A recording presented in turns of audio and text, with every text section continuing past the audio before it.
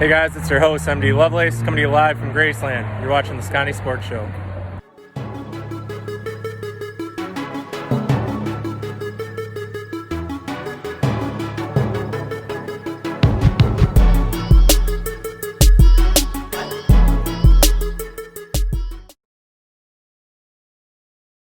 All right, everybody, welcome to a very special edition of the Sconni Sports Show. I'm your host, MD Lovelace. Jeff Bryce. So, Jeff, this is our year-end episode, and since you and I launched the show back in February, it's crazy, it's almost been a year now, we talked about having one particular guest on, and lo and behold, we made it happen. So, yeah. I'm not going to waste any time. This guy's a 5-time NFL champ. He is a 2-time Super Bowl champ. He's got some of the best stories ever, and he also happens to have a really cool commercial for Lambeau Field. He'll let us talk about that some more. So without further ado, let us welcome Jerry Kramer to the show. Jerry, how you doing today? Hey, I'm doing great. I'm happy to be here. I'm happy to be anywhere at this age, but I'm doing well. Well, you look and you sound great so far, young man. I always love talking to you. Well, we used to have a saying in the team when we were running wind sprints, and if you couldn't run, you had to holler. If you can't run, holler. Make a lot of noise. So I've been a noise maker, but I could run pretty good. Jerry's still running a sub-flat 40-yard dash at 50 years old that he is right now, right? So, Jerry, what have you been up to in the COVID times here? You been keeping yourself busy? You know, I've been busy. I stay busy. I've been through a period here with everybody else with the virus, trying to fill the day with something. And then all of a sudden I goes, hey, you haven't had time like this since you were 7 years old. Shut up. Sit back and relax and enjoy yourself and pretend like you're on vacation. So I have stayed at home and I've behaved myself, and it's been a pretty mild and pleasant period of time. Actually, I haven't suffered at all. Now, Jerry, wait a minute. I want to go back a second. Did you just say the words Jerry Kramer and well-behaved all in the same sentence? Because I failed to believe it for as long as I've known you. I won't. There's other people around here that would giggle and laugh and fall down and have a fit, so we won't go into that. Well, speaking of people all around you, I see your grandson's getting huge, huh? Alicia's boy? Holy yeah, he's doing really well. We call him Choo Choo Charlie. His name is Charlie. And he is a superstar, so he's just doing really well. Nice, following in Granddad's footsteps, right? Well, he's a Packer fan, oddly enough. Boy. That's the only thing he gets to watch, and the only thing he gets to read is Packer stuff. But he's a pretty good fan. He's been to Lambeau a couple times now and enjoyed it a lot. So we've got him indoctrinated properly, and so far it's holding. Nice. Has he gotten a chance to watch some of your old tapes yet, or are you guys kind of holding that for a special day? I'm sorry, I didn't hear that. Is he getting a chance to watch any of your old film, or is he just kind of on the current stuff? No, he gets glimpses of things every once in a while, or I'm still getting quite a bit of autograph material, and I get 4 or 5 letters a day, I guess, and go through them and open them up and share them with Charlie and tell him some of the moments about the good old days and how Grandpa was bad, and he was all kinds of noise. But he's a pretty good fan. He's pretty aware. Nice. So, Jerry, your thoughts on this year's Packer team? How are we doing? What are your? You know, we've been kind of up and down. I've been hot and cold with them. They've been, they used to drive Coach Lombardi nuts when we would get 2 or 3 touches ahead, and then we'd kind of relax and let the other team catch up. and the Packers seem to be allowing the game to get pretty close. And I want 3 touches with 2 minutes to go, so I can relax and enjoy the 2 minutes. But so far they're playing sensational, and Aaron is, he's living up to all the notices and all the conversation about him and his career. He's just doing a wonderful job. He's MVP to me. So I think they able to score when they have to score. And of course, Devontae is out of this league and out of this world. He's as good a receiver as I've ever seen, and we can run with the ball after he catches the ball. So we got some pretty serious weapons there, and I'm looking forward to the playoffs. Nice. Definitely. What are your thoughts on Matt H. in West Bend wants to know, can the Packers do it and go all the way this year with a struggling defense? So much of the outcome of the game is dependent upon emotion. How pumped are you? How much emotion do you have? How badly do you want it? I think the Packers want to win. I think they love to be in the Super Bowl, and I think they'll perform when they have to perform.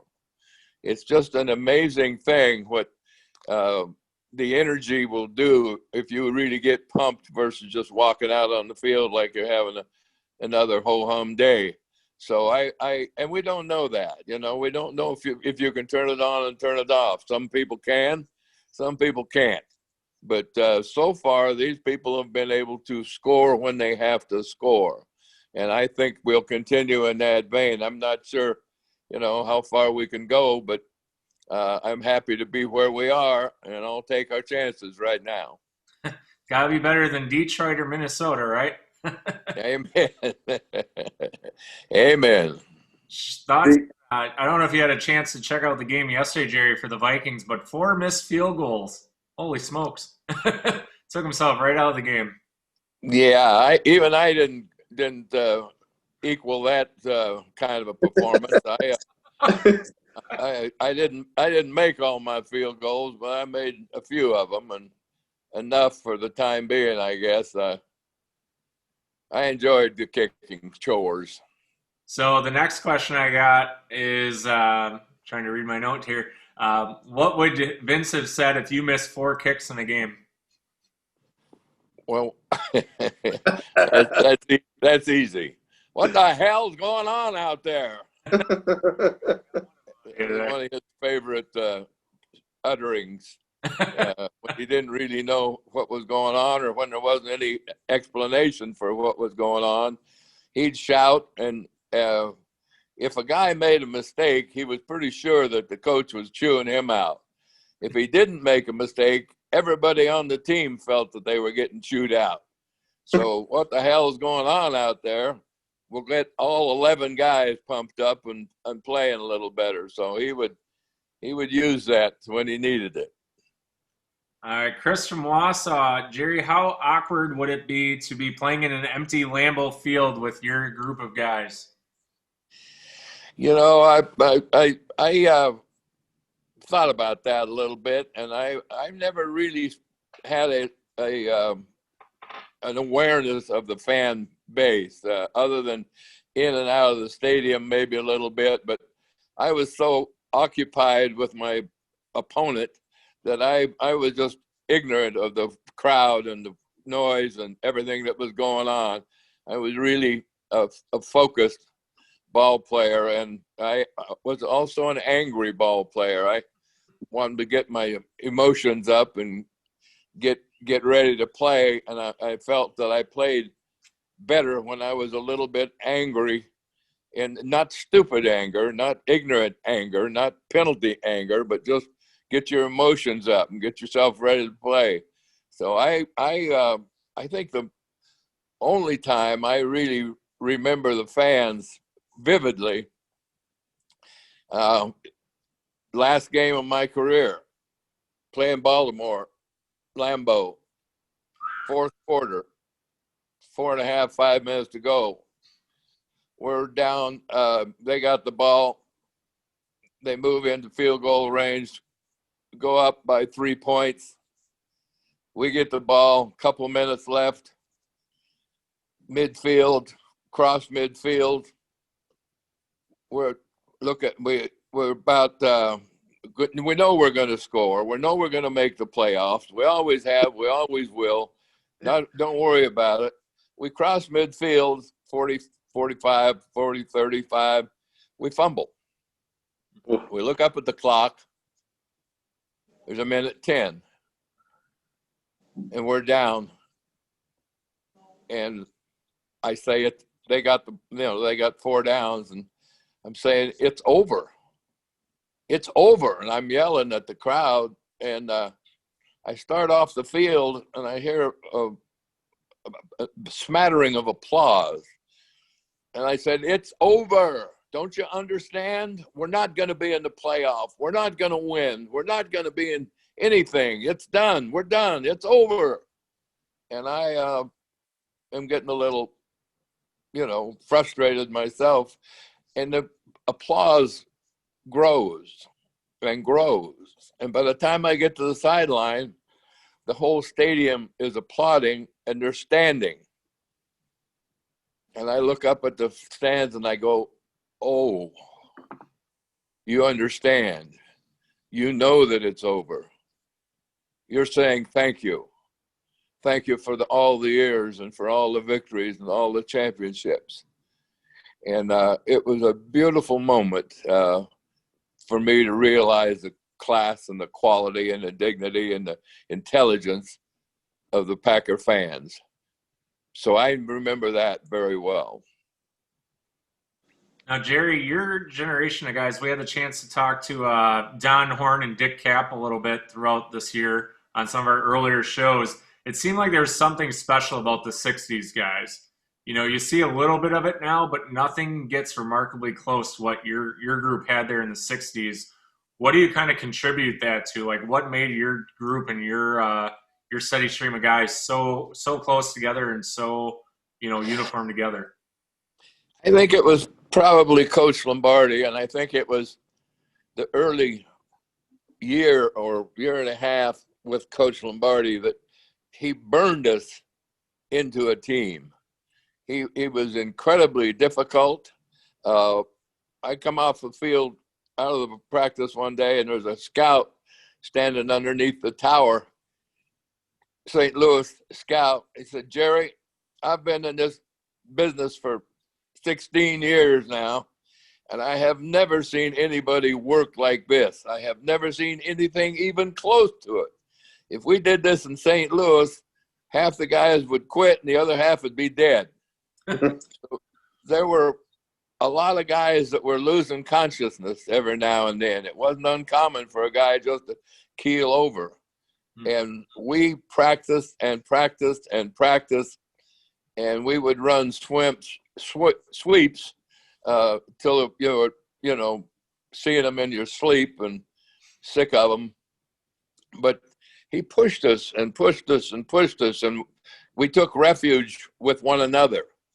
We would gather together and bitch and moan and carry on and say what a bad guy he was and try to get through the day. I remember the first year that, he was just really difficult in 59.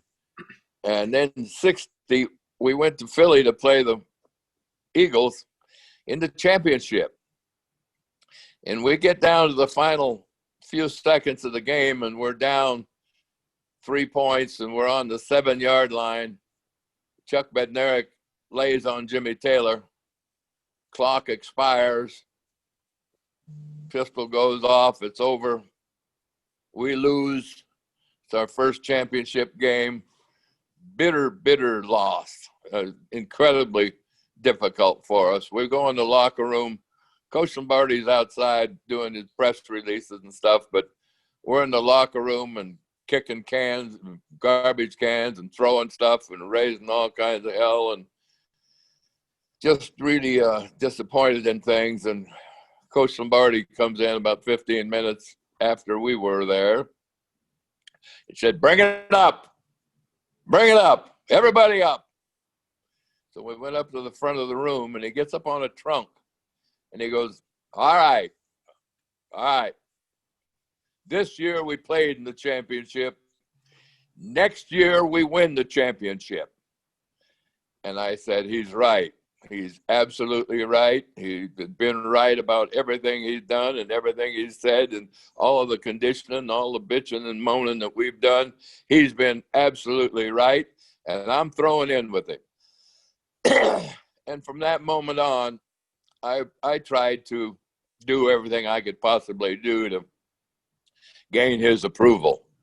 And it was a bit of a chore, but we played for him, I think, a great deal. And we just had a really good group of guys, too, that were not only football players, but they were good human beings. They were polite and smart and just great guys to be around. Like having a band of brothers to play with. Was there at any point a time where Lombardi had heard you guys talk bad about him, and what were the consequences for that? I don't recall an incident where we said anything derogatory. There was fear embedded with the dislike and the anger and the frustration and everything. We wanted to be players. We wanted to be a part of the team. So we watched our mouth pretty close. Yeah. And I don't ever remember anybody even getting angry, showing angry. We had some kids that got some really difficult treatment. We had a big guard named Luis Hernandez, and Luis played his senior year in college at about 270, and so he was drafted, and he came to camp at 315. Ooh. Yeah, and he was slow, and he would not listen, and coach got on his case about 3 times or 4 times, singled him out in the first couple of days of practice. And Lewis was slow. He just was too heavy. He'd made a bad mistake. So that happened about 3 or 4 times, and we're running the sweep again. And Lewis is in the way more than anything else. And coach come running across the field, and they go, Hernandez, you're not only fat and slow, you're stupid. And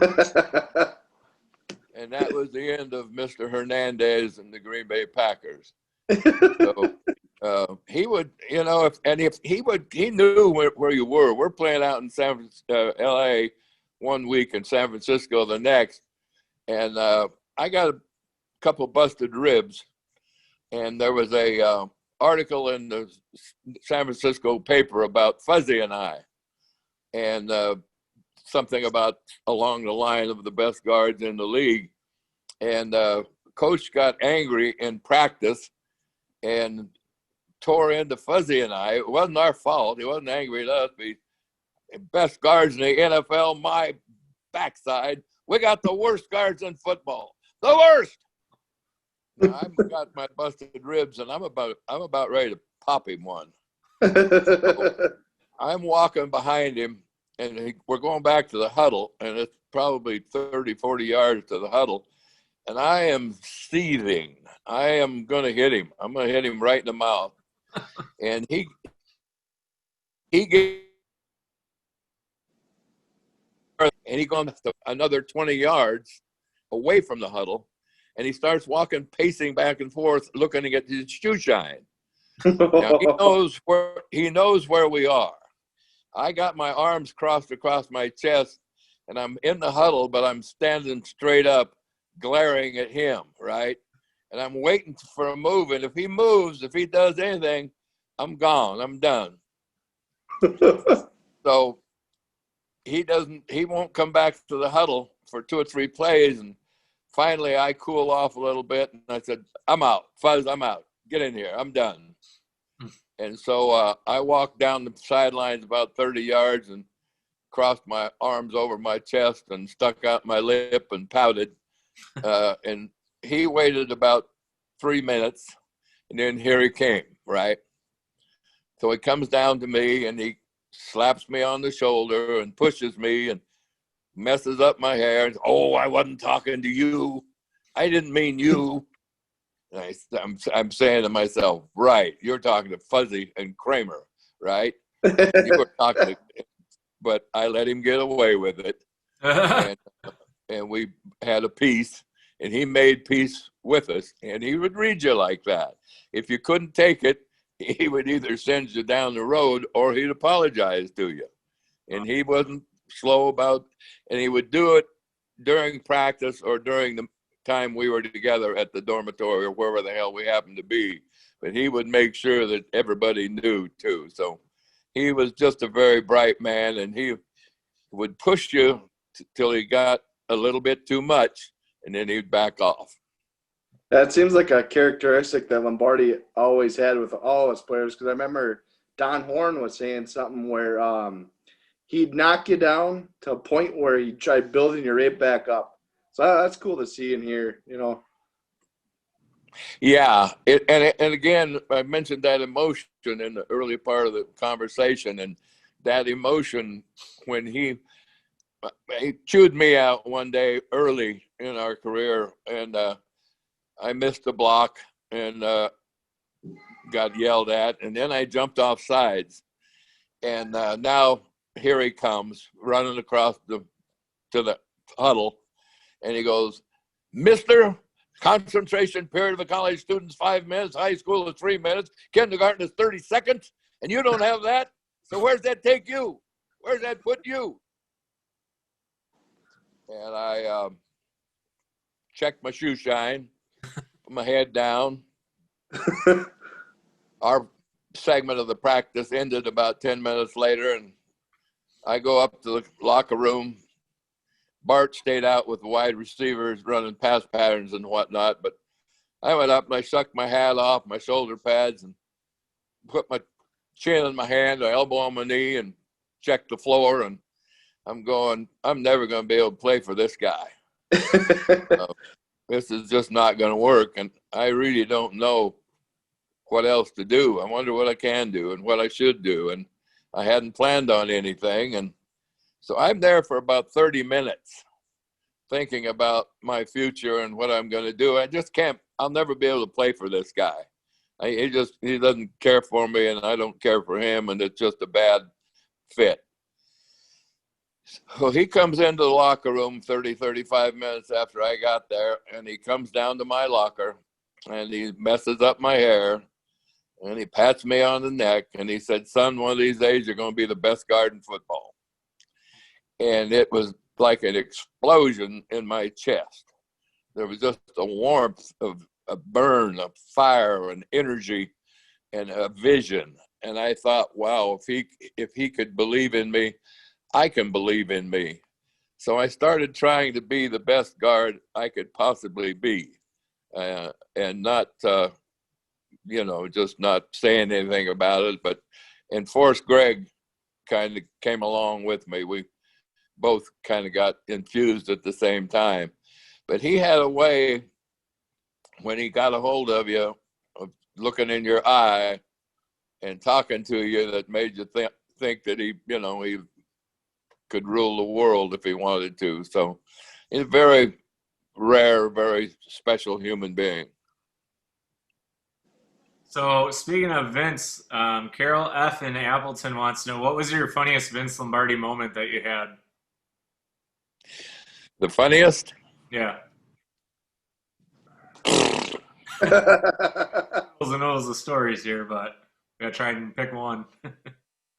Well, there was one point of humor that was something we hid as well as possible. We're playing the Vikes over in Minneapolis, and we block a field goal in the last 10 seconds to win the game, and we were way ahead. We were ahead like 3 touches, and the Vikes caught up and damn near won the game. If they'd have made the field goal, they'd have won the game.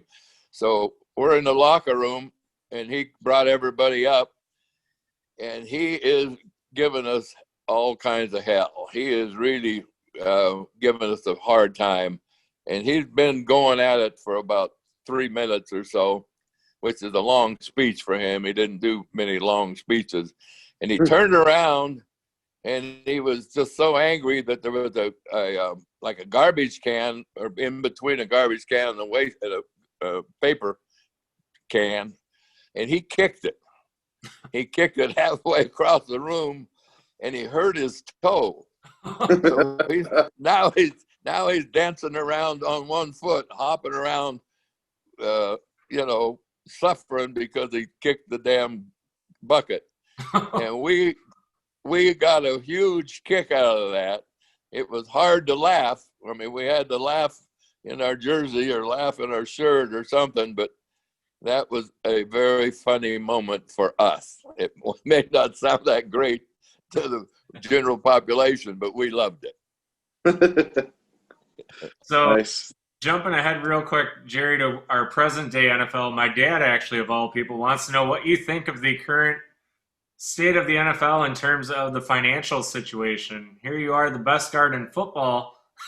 I mean, that would even cover a practice squad salary in today's world. How do you, do you guys think they're worth the money that they are today, knowing that they're practicing a quarter of the time you used to, can't really yell at them the way they used to, they're on their phones all the time? I mean, how do you relate today's NFL to your time?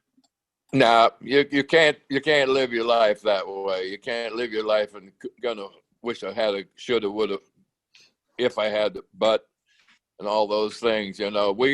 We faced that actually quite early in our career with Grabowski and Anderson. They came into town when we were making 25,000, and we're having a big year and having a good year, and that was a pretty good salary, and they're making $500,000. Wow. So you really have to sit down and talk to yourself. And they were great kids. They were both really great attitude, application, effort, energy, intelligence.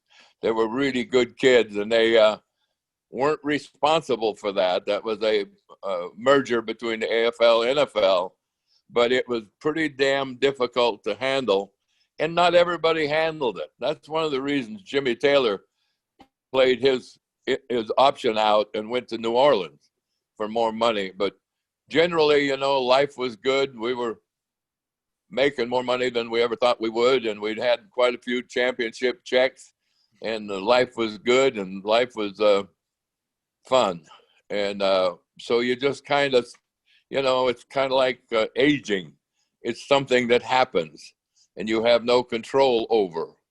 And so just enjoy it as much as you can, and live as much as you can, and don't let it bother you if you can. So it was a bit of a chore, but we got along pretty well. And we got along with Donnie and Grabo because they were contributors. They were working their tail off, and they were adding something to the equation. So they were great kids. It might have been different if their attitudes had been different, but it wasn't. So we got along fine. There was a time we were talking to Don Horn, and he was saying when you were playing in a game in Chicago at Wrigley Field, and Horn came in the game, and he said that you held up your hands and looked over Lombardi and said, "Hey, who the hell is this guy?" Can you relive that a little Guilty. bit? I'm guilty. I'm guilty. Bart was hurt, got hurt, and Don hadn't played. We didn't know who Don was. We knew who he was in practice, but he hadn't been in the game. And so I am having a pretty good battle, and I'm pretty pumped up and emotional about things. And Horn comes running into the huddle. And I stood up, and I goes, "Who the hell is this? Who is this guy? What's he doing in here? Where the hell's Zeke? Get Zeke." And I looked down, and Don was looking at me, and I finally shut up and let him call the plays. But it was spontaneous. I knew we knew Zeke. Zeke was almost identical to Bart. Yeah. He was just such a wonderful player, and again, a bright guy, a smart guy, aware guy. And he didn't take dumb chances, and he didn't throw the ball away, and he didn't make mistakes. And we didn't know who Don was at that time. He was just a young kid and his first shot in the game. So it was a moment that I wish hadn't happened, but I was emotional a little bit my own self. But we had, there's another moment with Bart that I was just happened to flip into my brain. We were playing the college all-stars down in Chicago, and Bubba Smith, who was about 6'8", about 290, was my defensive tackle. And I figured 6'8", 290 is not going to be very nimble on his feet, right? He's going to be a little bit slow and a little bit heavy, and we're not going to have to worry much about him moving much. Well, about the middle of the first quarter, we've got a pass play, and he gets by me and gets on Bart. And he's laying on Bart, and he says, "All night long, old man, all night long, Bubba's going to be in here on top of you." And so Bart told me what he said while we were getting the huddle back together, and we got the huddle back together, and he looked at me, and he says, "What do you want?" And I looked at him and said, "What do I want?"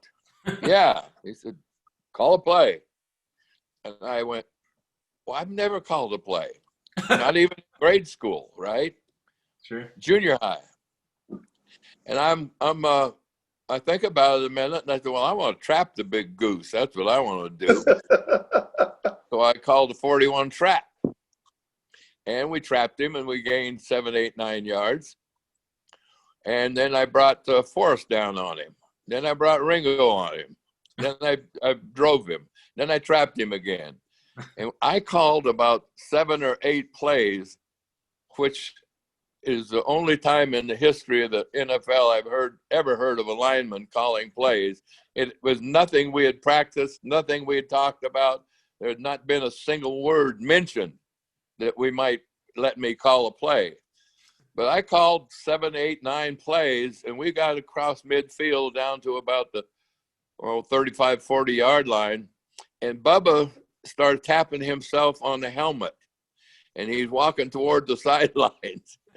So he takes himself out of the game.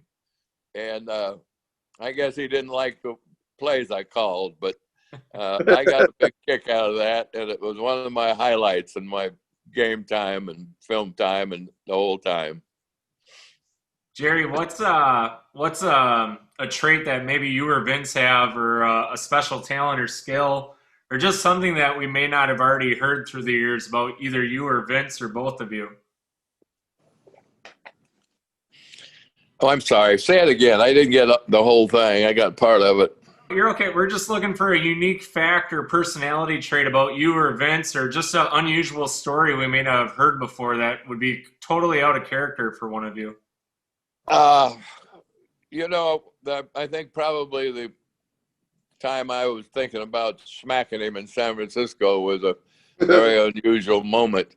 He came up to my hospital room and came into the room and put his hand on my arm and said, "Jerry, we'll take care of everything. We'll take care of all your expenses. Anything you have, we're going to take care of. We're going to look after you."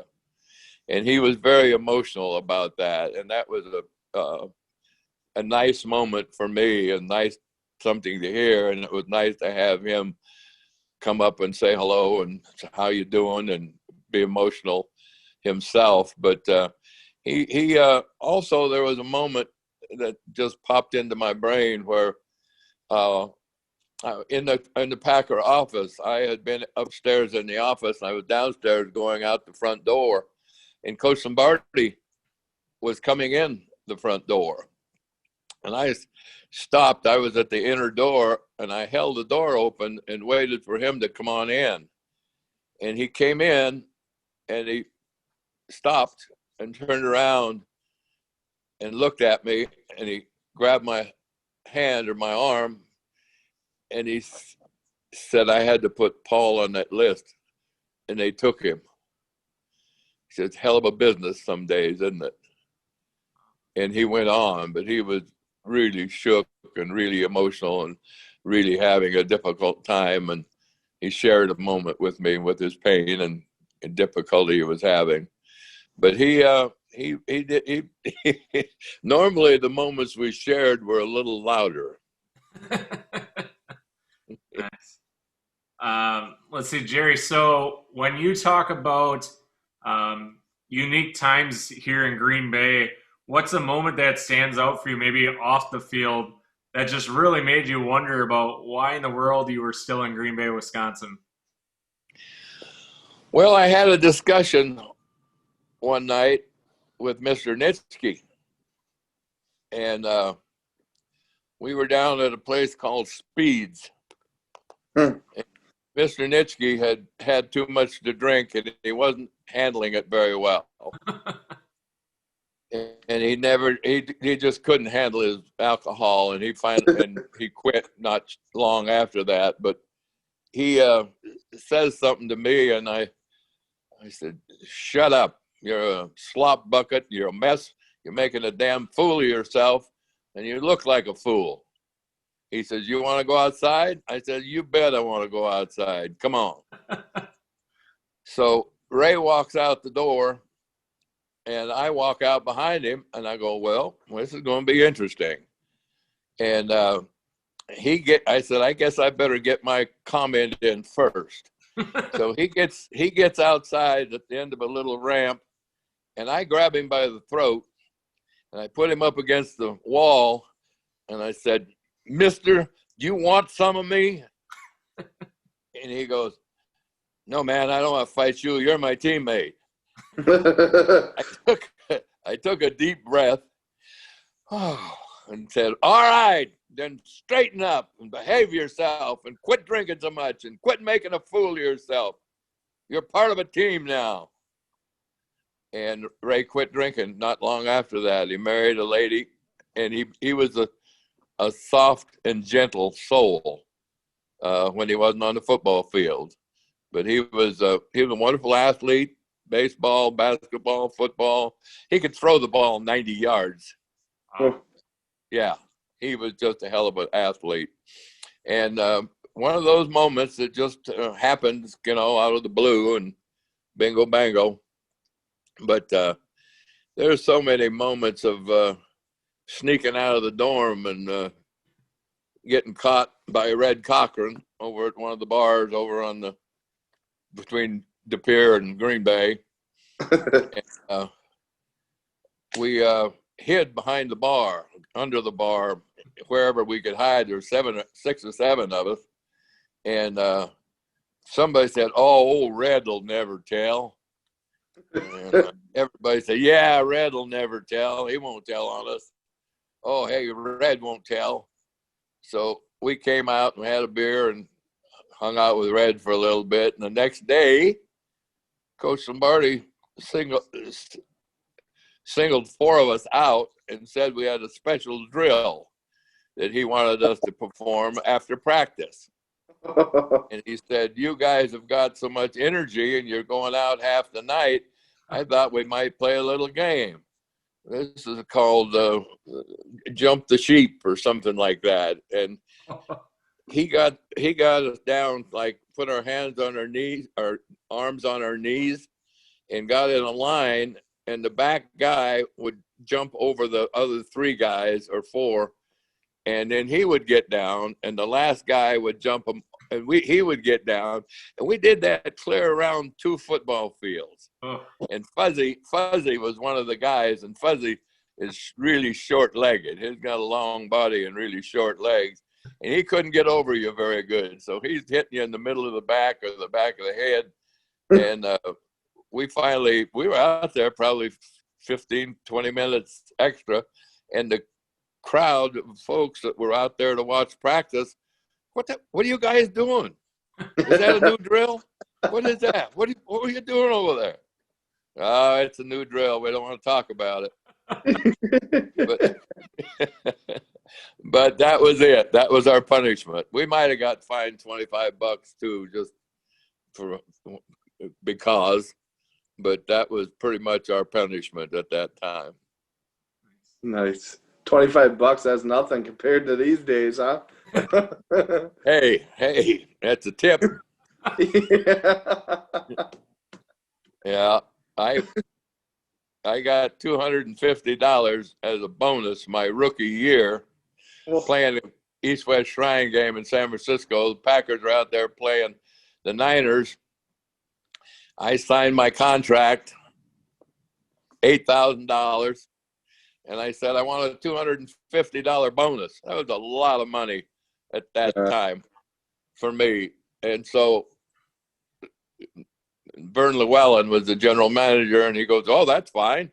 So he gave me a $250 check, which I cashed, and Wayne Walker and I went right to town. Had ourselves a wonderful couple 3 days. But I get back to Green Bay, and I get my first check, and it says $77.50. And I go up to see Vern, and I said, "Hey, my check was, we agreed on $8,000. He said, "Well, Jerry already got $250." I said, "I thought that was a bonus." No. That was advance. We're holding that out of your salary. So I didn't get a bonus. I got an advance for $250. But I had a lot of fun with it. Had a good time. All right, Jay, we're going to take a quick commercial break. We'll be right back with you, okay?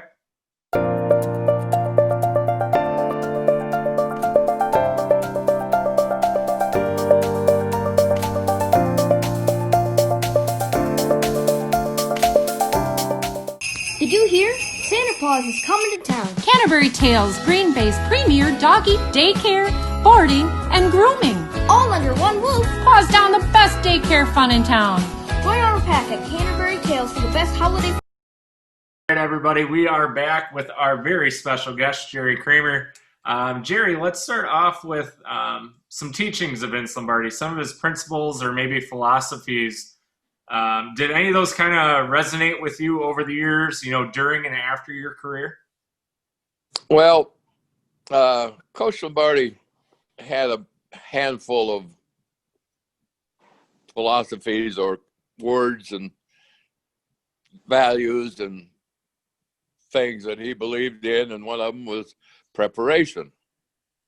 And when he was talking to us, it was early in his tenure in Green Bay, and we weren't really interested in listening to him because we'd been practicing until we were almost dead. But he would talk about preparation, and I've agreed that preparation was a good idea. And I started thinking about it, and the more I thought about it, the more it applied to football for me. And I started trying to read my defensive tackle. The first guy I really got involved with that he didn't know about was Leo Nomalini. He was a professional wrestler and a defensive tackle, weighed about 275, and was all pro and Hall of Famer and wonderful ball player and a wonderful physical being. And I started studying Leo because I was having a little trouble with him, and I noticed that he had one move out and one move in. And they ran a 4-3 where he lined up head on me and the middle linebackers over the center. And when he wanted to go to his left, he put his feet parallel. They were even. When he wanted to go to the right, he put his foot back about maybe a foot and a half to where he was normal stance. So I looked at that on the film and decided that was a tell. And so I used it. I didn't tell anybody about it, but I used it for a long time. But I was prepared. And actually, the Ice Bowl, I suggested to play on Jethro on Thursday. We were watching short yardage films in our meeting room, And Jethro was quite a bit higher than Bob Lilly. And Bob was about 8 inches off the turf, and I don't think you could move Bob with a D9 cat. So I'm watching Jethro, and he comes up. And so I watched the second film, and he comes up on almost every short yardage play. And a third film, and he comes up. And so the film is over, and we're about done with the meeting. And I said, Coach, we can wedge Pugh if we have to. Now, this is Thursday. And he barks at me like, what? I said, we can wedge Pugh if we have to. He said, run that back. So I ran the play back and saw that Pugh was high and said, that's right. Put in a wedge on Pugh. So, you never know if it's going to be used. You never know if anything will happen. But that was preparation. And that was the kind of preparation I used most of my career in Green Bay. And after preparation, there's commitment. Are you in or are you out? Are you going to give it everything you got, or are you going to slop your way through it? I want your mind, body, heart, and soul, most of all yourself. I want you involved. I want it to hurt you if you lose. I want it to mean something to you. Consistency, discipline, pride, perseverance. You don't do things right once in a while. You do them right all the time, every time. In my business life, that echoes in my mind whenever I go to see a new client or a new account or a new project. You don't do things right once in a while. It may take a little longer. It may be a little more difficult, but you do things right all the time. So, those are the kind of things that impact your life. They're much beyond football and much beyond the normal life, but they work for me, and I think they'll work for anybody who uses them. Nice. Jerry, so one mantra that Vince Lombardi is very well known for was Vince Lombardi time. What was your first experience, or how did you come acclimated with this Lombardiism, I guess is the way to call it? Well, it wasn't a moment with the clock, but Joe Francis was a scrambling quarterback from Oregon State, Hawaiian kid, a lot of fun. We drove back together from Idaho. We left Idaho, and 3 days later, we're in Yellowstone Park. It's about 500 miles from where we started. So we had to drive hard to get to Green Bay. And we got there, and the Packer office was a 2-story house downtown Green Bay. And Coach Lombardi's office was in the back of the bottom floor. And Jack Venisi was there, and our general manager was there. And we're talking to Jack about getting a room. We want the dormitory to be open. We want to stay at the dorm. And Jack says, well, the dorm's not open yet. I said, Jack, those rooms cost $10. We don't have that kind of money. You got to open the dormitory. So we're standing there arguing with him a little bit, and this Italian fella walks by, and he goes, what's the problem? Well, they don't have a place to stay, and I'm trying to get the dormitory's not open. Well, open it up. Get him a place. Take care of it. And he didn't look at us. He didn't smile. He didn't wave. He didn't shake hands. He just walked away, right? So we move into the dorm, and 3-room. We're on our own for meals, but that's fine. So Joe and I are going to go play golf because the rookies are there 3 days ahead of the veterans, and the vets don't have to be there for 3 days late. So I got my golf clubs over my shoulder, and I'm walking down the stairs in St. Norbert's I'm on the first floor, but I walk down to the ground level, and Coach Lombardi's standing there by the door. And where do you think you're going? Well, we're going to go out and play a little golf, Coach. Like hell you are. You're in a dormitory. You make all meals, all practices, all curfew, just like everybody else. Now go get dressed. So we got 3 extra days of killer two-a-days, and after that, we would sleep in the street before we'd sleep in the dorm. But that was a surprise. Jerry, I got to point out here some of my favorite fan moments of you, and one of them actually is pretty personal to me. I think you can see it here. So this is actually a picture of you and my son when he was probably a few months old. I don't know if you remember this moment over at Scooter G's Sports, but man, I tell you, there's some guys that struggle with community relations, and then there's the Jerry Kramers of the world. So I definitely got to give you some credit, man, because the way I see you interact with fans, young and old alike, is just amazing. And here's one of the prime examples, like I said, hang out with my little guy, and it's so cute because he still looks through these pictures and go, Dad, I remember him. I'm like, nope, you don't. But it was just such a cool moment of you just letting yourself be and enjoying the moment, which I think is super, super fun.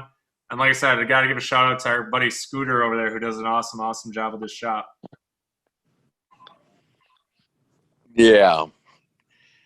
Well, I just grew up with a family, a big family, and parents went to church every Sunday, and I did too, and tried to be a decent human being. I was having a wonderful life. I was having a wonderful time, and it didn't take much effort to smile and shake a hand or say hello or sign an autograph or interact with the fans a little bit. It wasn't a big deal. And I still have that same guy, I'm that same way. I enjoy the game. I enjoy the fans. I enjoy Sunday afternoon. And I just feel very fortunate to have been a part of that organization in that time. It's life-changing for me, and it's led to an incredibly interesting life and fun life. And the playoffs, the championships, the victories that you shared together with the guys, it bonded the family together and bonded the team together, and was just an incredible experience. I feel very fortunate to have been a part of it. And Jerry, growing up in Idaho, what are some similarities that you've noticed between Wisconsin and Idaho living? What was the adjustment like coming to Green Bay? Well, they like to hunt a lot in both Wisconsin and Idaho. They hunt deer, which I've hunted deer in Wisconsin and Idaho, and birds, ducks and pheasant and whatever. And they're kind of rural kind of folks. They're cities, of course, but not everybody lives in the cities, and people enjoy the country, and they enjoy the lakes and the hunting and fishing and the outdoor part of Wisconsin, as we do in Idaho. We're very, very much attuned to the outdoors and the world around us. So that was and I grew up. I was born in a town in Jordan, Montana, where there were 222 people. Wow. And I lived there till I was 5 years old. And I just always had a little country in me. Number of experiences there trying to figure out which end is up. But there were 6 children in the family, and Dad worked at a radio shop and appliance and repairs and stuff like that. So I was, and then Sandpoint, when we moved to Sandpoint, where I went to high school, started the 4th grade there, Sandpoint was about 2,000. So it was a big town. I mean, it was a big place. There was all kinds of folks there. And so I was not a city guy. I was not a big city guy. I was comfortable in the outdoors, in the wilderness, on the river, on the lake, on the pond, wherever. I was comfortable in the bushes, and I had some wonderful adventures in Alaska, out on the river or out on the water, hunting polar bear and fishing and all kinds of stuff. So life's been pretty good for me. Was there ever an opportunity for you to go play college ball elsewhere? Yeah, I was interviewed by Washington State and the University of Washington. Had a couple California smaller schools talk to me, and I went over to the University of Washington to go with a buddy of mine, and just to go on a trip because they invited me and they flew us over. And the school started a week later at the University of Washington than it did at the University of Idaho. So we were over in Seattle, and I'm telling the guys, we met the team. We went through the publicity department. They showed me all the facilities, and they were pushing me pretty good and offered me a nice deal. And I called my dad, and I said, I was going to come home tonight, Dad, but they can't get a flight for me. So I'm going to stay a couple of days, and I might go fishing. You'll get your butt home. You're going to go to Idaho, and that's that. Oh, yes, sir. So I went back to the UW folks and said, look, my father's 6'5". He's about 245, and he's a German with a bad temper. And I need to get home. Well, Jerry, I don't think we can get you on a plane tonight. I said, well, I'm on a hitchhike.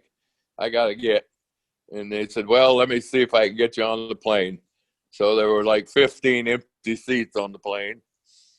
And I got home, and we'd had a kid who had a bad back. He got a scholarship to Idaho, but he never got to play. He had a injury, and so he was a kind of a half of a manager and helped out around the place. And our coach at the University of Idaho told him to go get me.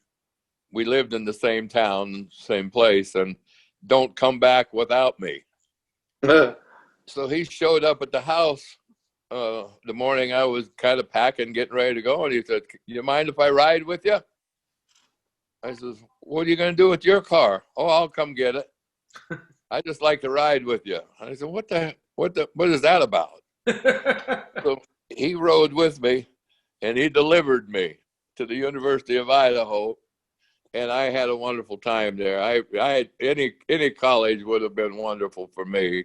You know, it was such a wonderful learning experience, and meeting so many folks and playing football and doing the things you want to do. It was just a wonderful experience. Nice. So, Jerry, one thing that I always love hearing about the Lombardi era guys is your phone numbers and addresses were published in the phone book. I couldn't imagine that being the case today, but what was that experience like for you guys after wins and losses, being, you know, that Green Bay was so small town and that you were basically just everyday citizens here? Well, you know, it wasn't that peculiar, I guess. I remember getting a call from a young fella who was a fan, and he wanted to know if I knew Ray Nitschke's phone number. And I said, yes, I do. Hold on a minute. I'll get it for you. Oh, so I got Ray's phone number and gave it to him. And I said, first thing you do is tell Ray that I asked you to call him. First thing. Okay. Okay. So he got to call Ray, and Ray took 10, 15, 20 minutes with him. Wow. And that was it. You were polite. You were thoughtful. You know, those people were your fans, and they're paying your bills and whatnot. And besides, it was the right thing to do. So we did, and we took a lot of time. It was a flattering moment when a fan asked you for an autograph. That was really kind of fun when it first started happening. It was really kind of a neat thing to be able to sign an autograph and make a little swirl on your name down at the bottom and something like that, right?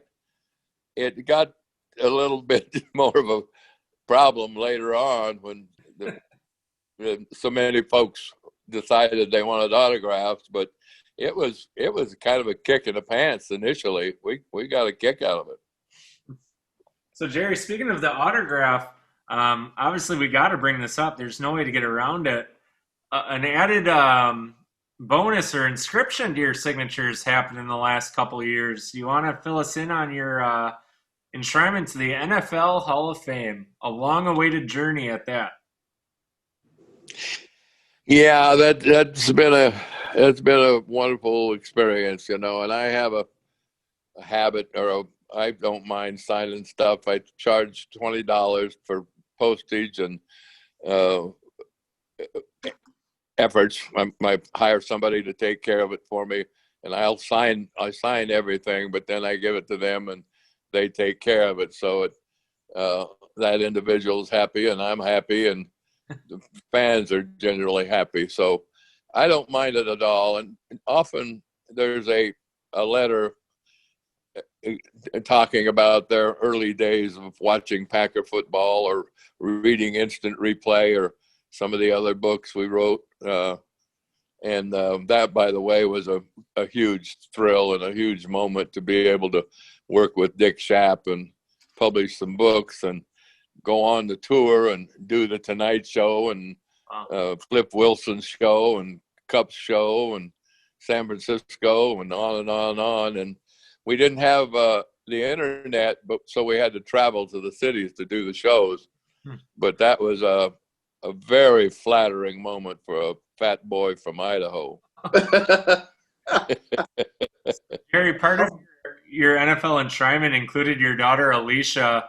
What kind of thought process went into who is going to enshrine you in the Hall of Fame? Was that just kind of a no-brainer for you, or was there some debate? What went into that decision for you? Well, she kind of started a little movement on her own, and she was feeling pretty strong about where I was and where I wasn't.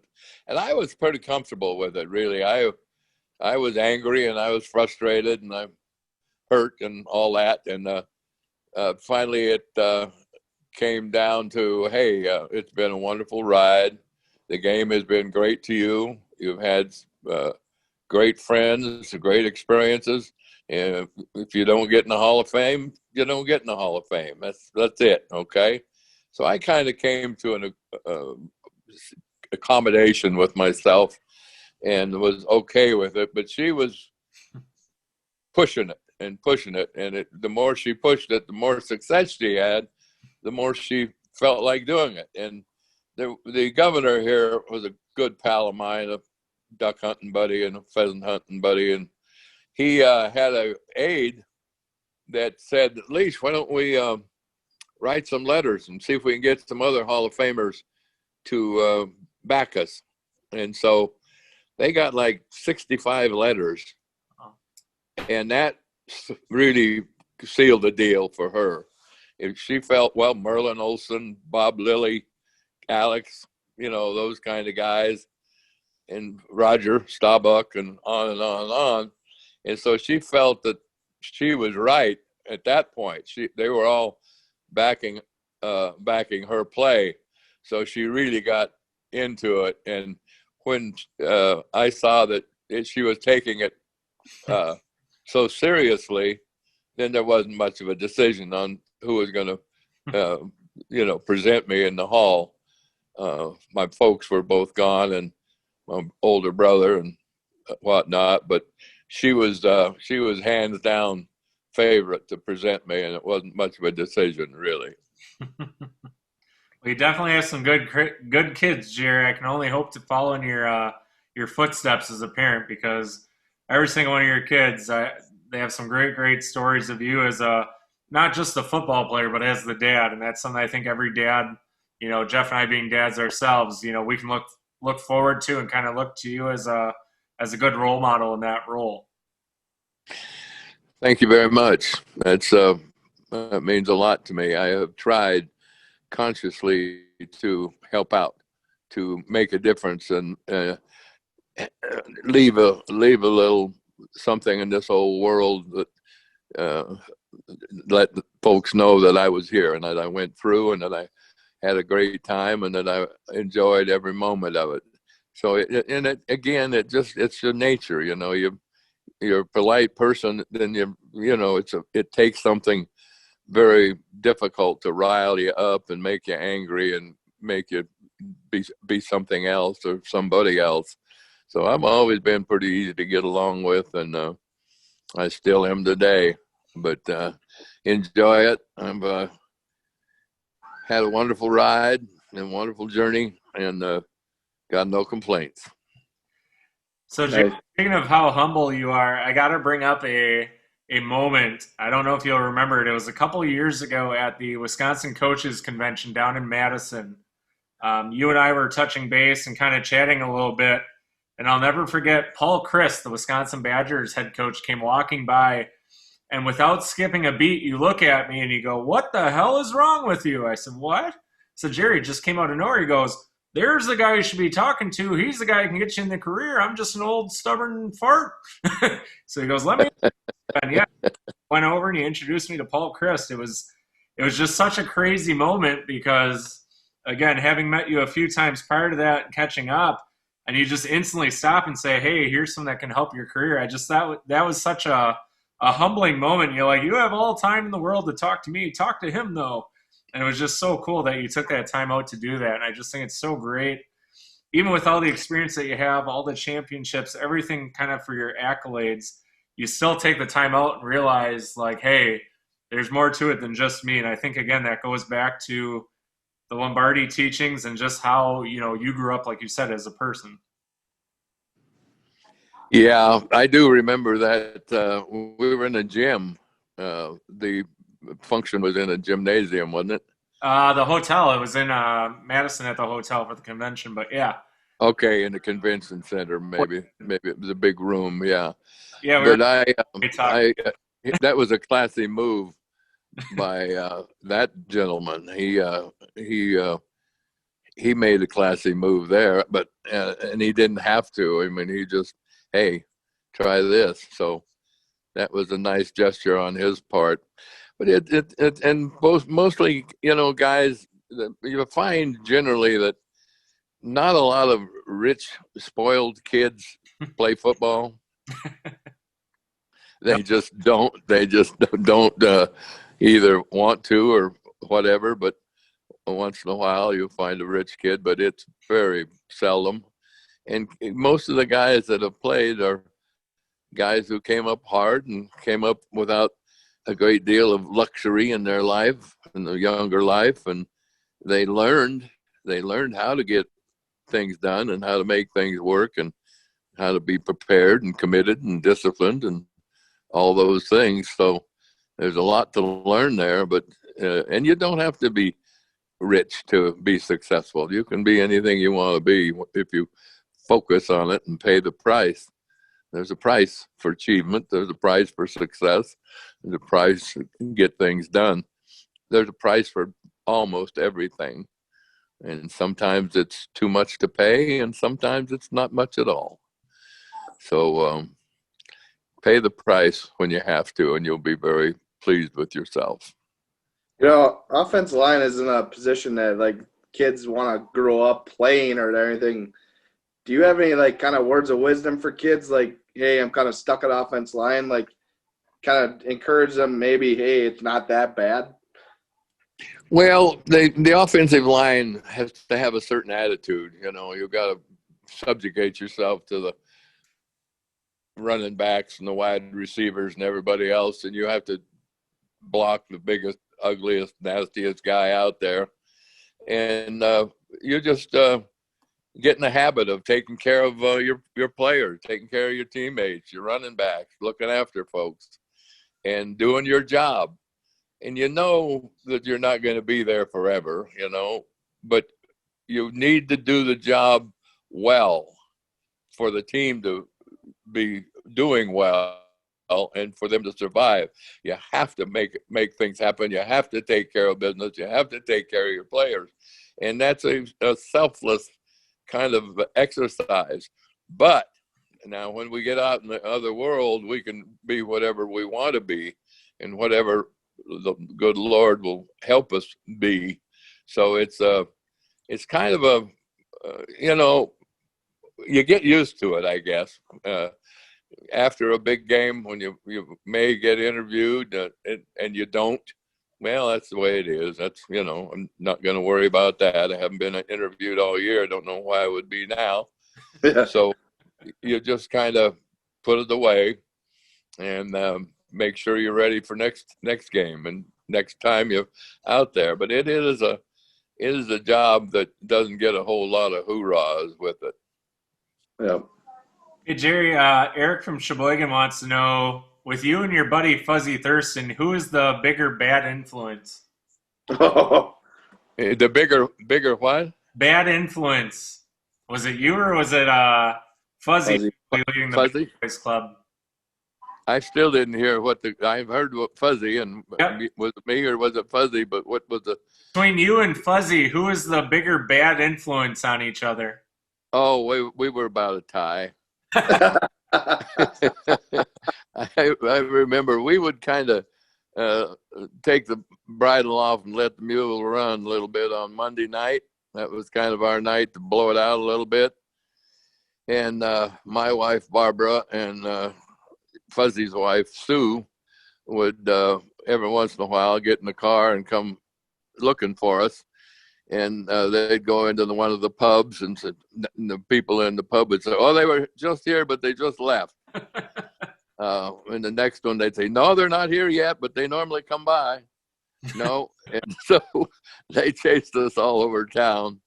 And Fuzz and I just had a wonderful time. We were great pals, and he was, you know, I think most of my life I've either I pulled the wrong way or the other guard pulled the wrong way.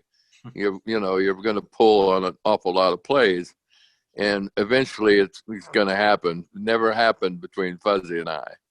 We never had that mistake. So he knew exactly what he was supposed to do and when he was supposed to do it, and he had a lot of pride, and he worked his tail off. So he was fun. He was a great pal, and one of my fondest memories. So Sam in De Pere wants to know, what was your favorite night out memory that you had as a Green Bay Packer?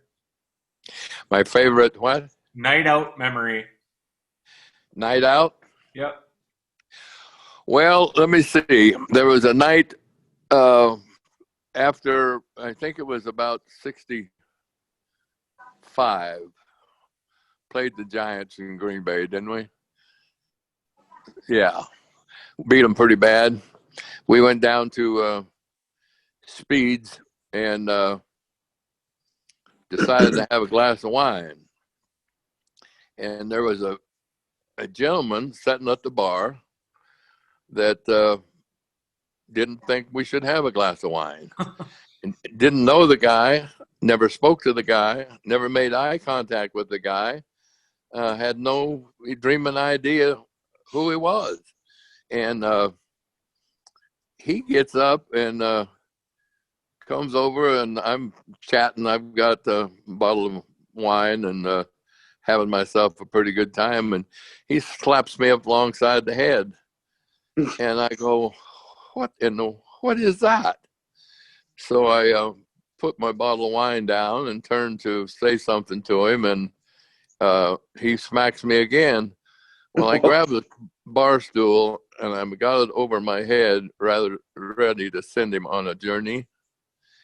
And somebody whacks me with the bottle, the wine bottle, and they hit me in the back of the head and broke the wine bottle on my head. Wow.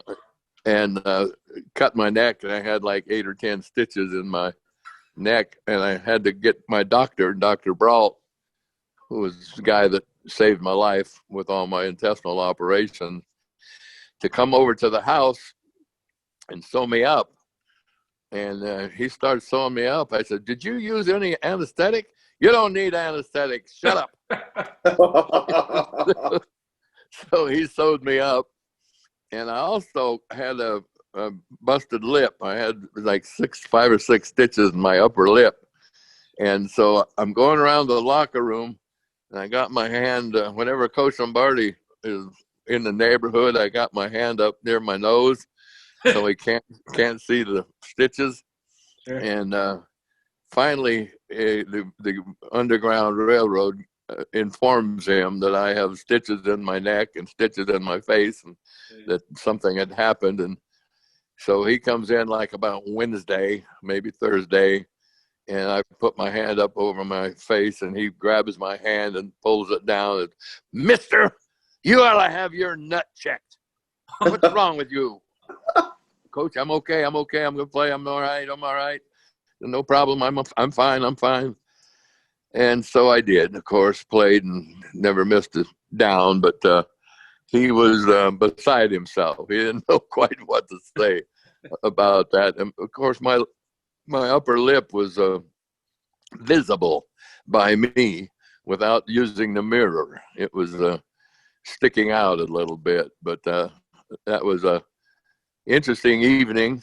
Not always. That was my high school evening or my college evening, kind of a night. So it's interesting. You favorite. I love it. We got through it. Jerry, what was your biggest fine and for what during your playing career? You mentioned there was a few different things that had happened. What was your biggest one? Probably about $25, if I can remember right. And that was the night Red Cochran wouldn't turn us in. We all got fined, I think, maybe 50, but no more than that. And I didn't get fined maybe once or twice. I snuck out a few times with Jimmy or Fuzz or Goldilocks or whoever, right? But didn't get caught all that much, so I wasn't fined all that much. But and coach knew, he had an Underground Railroad there that furnished him with all kinds of information. Horning's got his car and he's heading down to the Piccadilly. Be there in about 20 minutes. Jeez. And everybody would call. They knew we were supposed to be in bed. They knew where our dormitory was. They knew what our schedule was. And if we were busting curfew or anything, people would call Coach. Wow. And so they turned us in. So he was judicious about his deciding when to fine and when not to fine. I'm sure he turned his back a few times and just let it go. But he got Max one day up in Max snuck out and got a ticket from the police. Oh. And so he's all over the dormitory collecting newspapers, trying to keep the paper out of Coach Lombardi's eyes. Wow. And so he's grabbing all kinds of papers, and we're having a meeting with the whole team. Coach Lombardi comes in and, McGee, that's going to cost you $500. Oh. And if you go again, it'll cost you $1,000. And if you go again, call me and I'll go with you. and under Max's breath, I'm sitting next to him. He goes, I called you, but you weren't in your room. So Maxie got a pretty good, and they allowed him to donate it to St. Norbert so he could deduct it from his taxes. And so Father Burke was the fellow running St. Norbert's, and he came over to us and said a few words about the fine donation that Mr. McGee had made to the organization. So it was fine. All right, Jerry, we're going to take one more quick break, and then we're going to finish up with you, if that's okay with you. Shoot, Magoo. All right, we'll be right back with more with Jerry Kramer.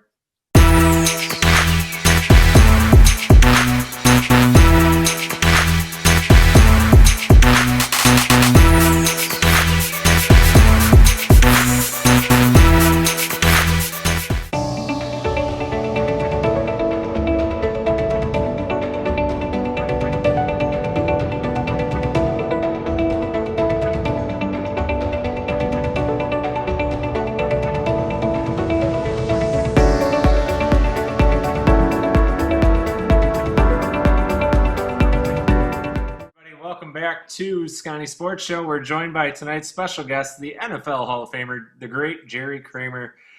Jerry, let's finish up with a few more tidbits here. First of all, been a tough year for the Packer greats of the Lombardi years.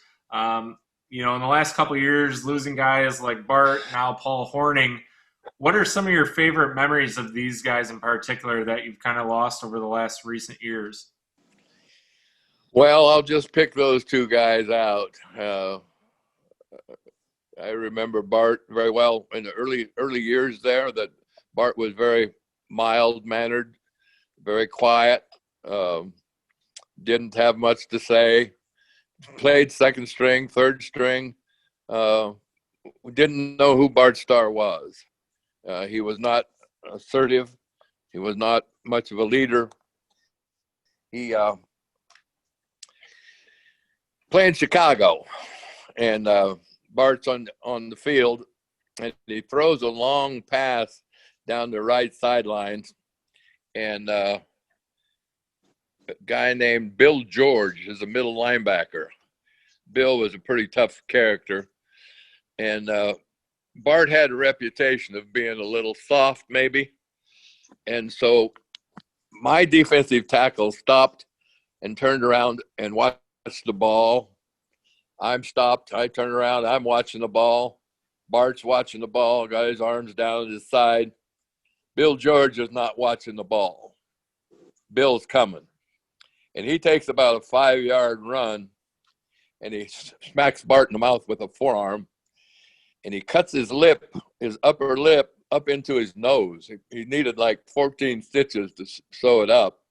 But right beside me, and I immediately started flowing like a hose of blood down the front of his jersey. And I said, "Bart, you better get sewed up. You're bleeding like a stuck hog." He said, "Shut up and get in the huddle." I said, "Yes, sir. Yes, sir."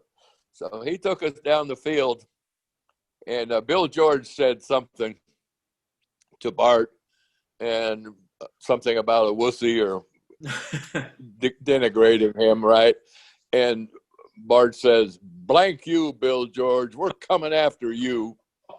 And that's the first time I ever heard Bart say blank, and last time I ever heard him say it. Wow. But he took us down the field about 7 or 8 plays and scored, went to the sidelines, and they laid him down on the bench and sewed him up. We weren't as delicate as the boys today. We don't put them in a tent. We just stitch them. And Bart, the defense went into the game and held the Bears, and the offense went back in, and Bart went back in with the offense and finished the game.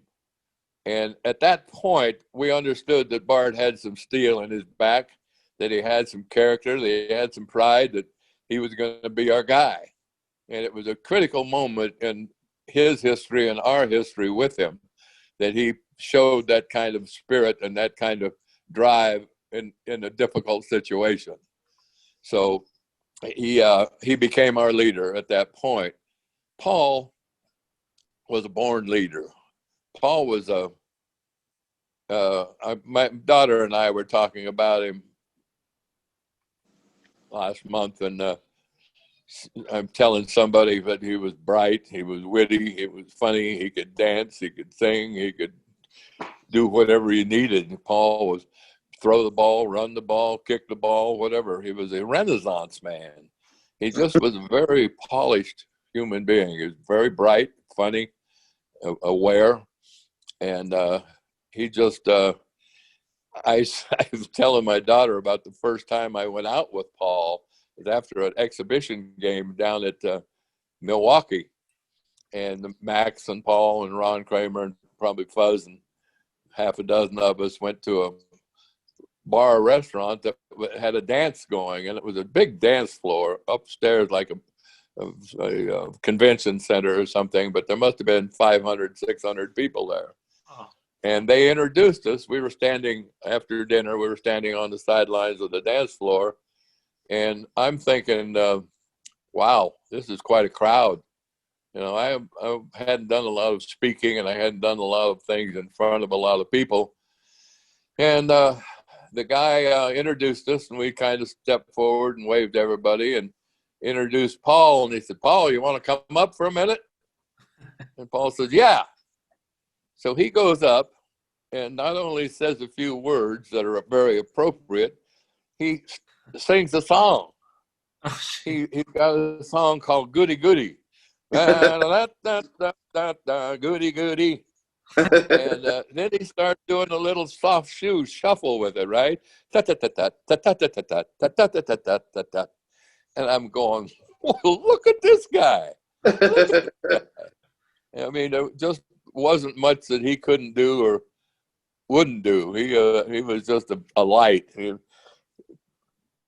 had my children up for the Lombardi golf outing with me one day. There was 3 or 4 of them. And Kramer, if I could have kids that looked like yours, I'd have a dozen of them. He was sitting with my kids. He sat down with 3 or 4 of them and talked to them and visited with them. And so he was just a super guy. I loved him. I loved blocking for him. I loved him following me around the corner. He was just an instinctive runner. I felt like I could run around the corner blindfolded, and he would draw the defensive player to me. And if as long as I didn't go down, I kept running. I'd keep blocking. So he just never got in front of me. Never tried to get out of the way. He just was very bright, very capable, and hell of a football player, and a beautiful human being. So Coach Lombardi said he was the greatest player he ever coached. Would you echo that sentiment as well, as far as a teammate goes? Yeah, well, there wasn't much he couldn't do. I think of guys like Jimmy Brown and the physical characteristics of the guy. Paul didn't have that build. In fact, we called him the GOAT because Max said he looked like the Great Northern Goat. His shoulders went down instead of out.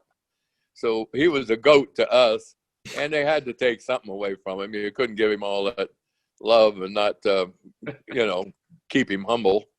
But he was a wonderful ball player, and he would do whatever you ask him to do. And he could catch it, he could throw it, he could run it. And he scored 176 points one year. Jeez. The leading scorer in the history at that time, maybe.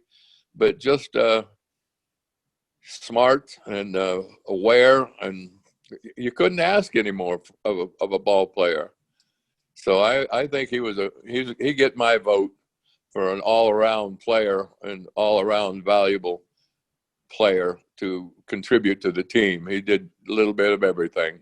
Stephen in Delafield, if there was something different you would have done in your career, what would that have been? I don't have any regrets. I had a lot of injuries. I had a lot of pain, but it was all. The many hurts were a small price to pay for having won, and there's no reason at all is adequate for having lost. So you have the pain, you deal with the pain, you take care of the pain, you take care of yourself. It just I don't really remember a bad day. I had a difficult day with Alex Karras one day out of 25 days, but that was one day, and I really I didn't dominate my guy. I took care of my guy. I changed my style for the ball player. I would, if I had a difficulty with Nomalini, for instance, I would come off the ball and smack him with a forearm, just like I'm drive blocking. I just pop him real quick, and then I'd get back in position to block for the pass.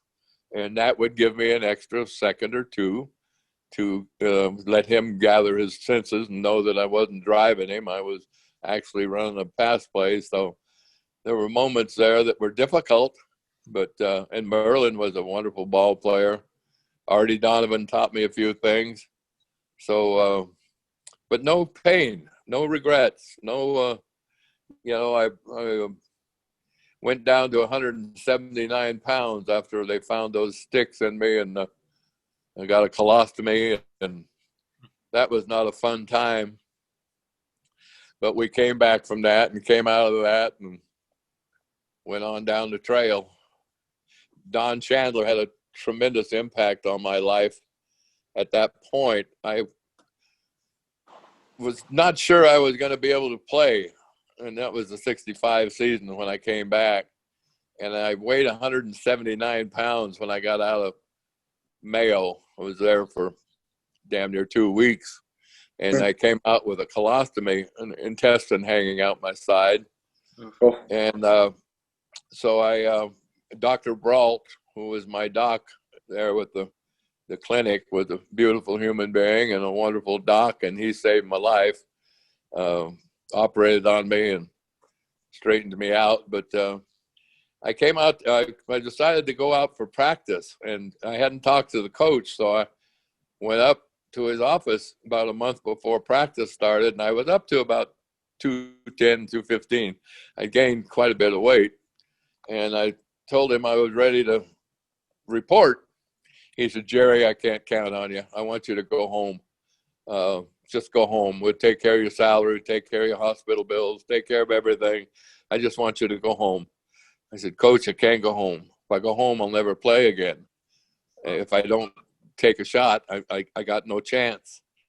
It'll be 2 years pretty much without playing, and I'll probably never play again." And we argued for about 40 minutes. He finally said, "Well, I'm going to put you with the defense." I said, "Good. I always wanted to play defense anyway." But I got on the field. And the first day of practice, we had a tradition of running 3 laps to loosen up when we got on the field. So I got down on the field and I ran about a half a lap, and my lungs seized up. I started choking. My body was not ready for any of that stuff.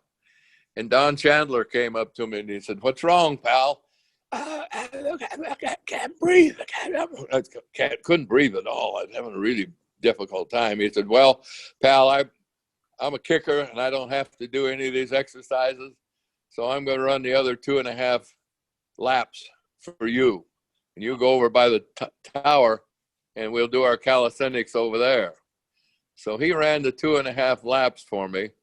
And then he came over to the tower and he said, "Pal, I don't have to do any of these. So if they do 50 side straddle hops and you can only do 7, I'll do 43.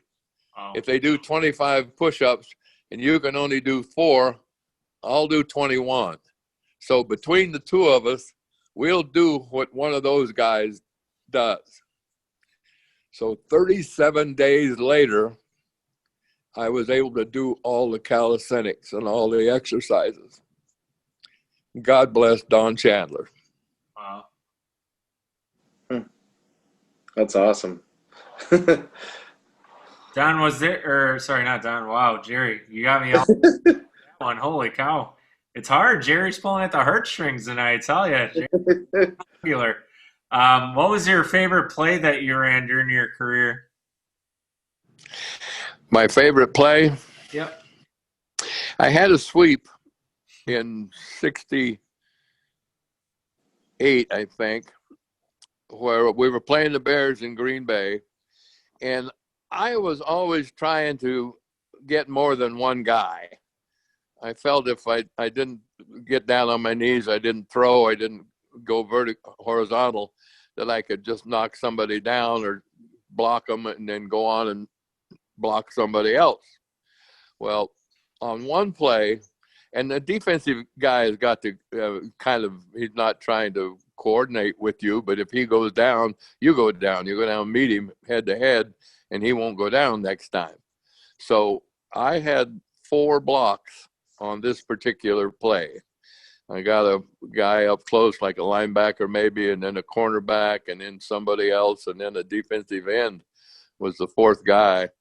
And he was kind of cutting across the field, and he wasn't in a very strong position physically, so I knocked him about 5 yards.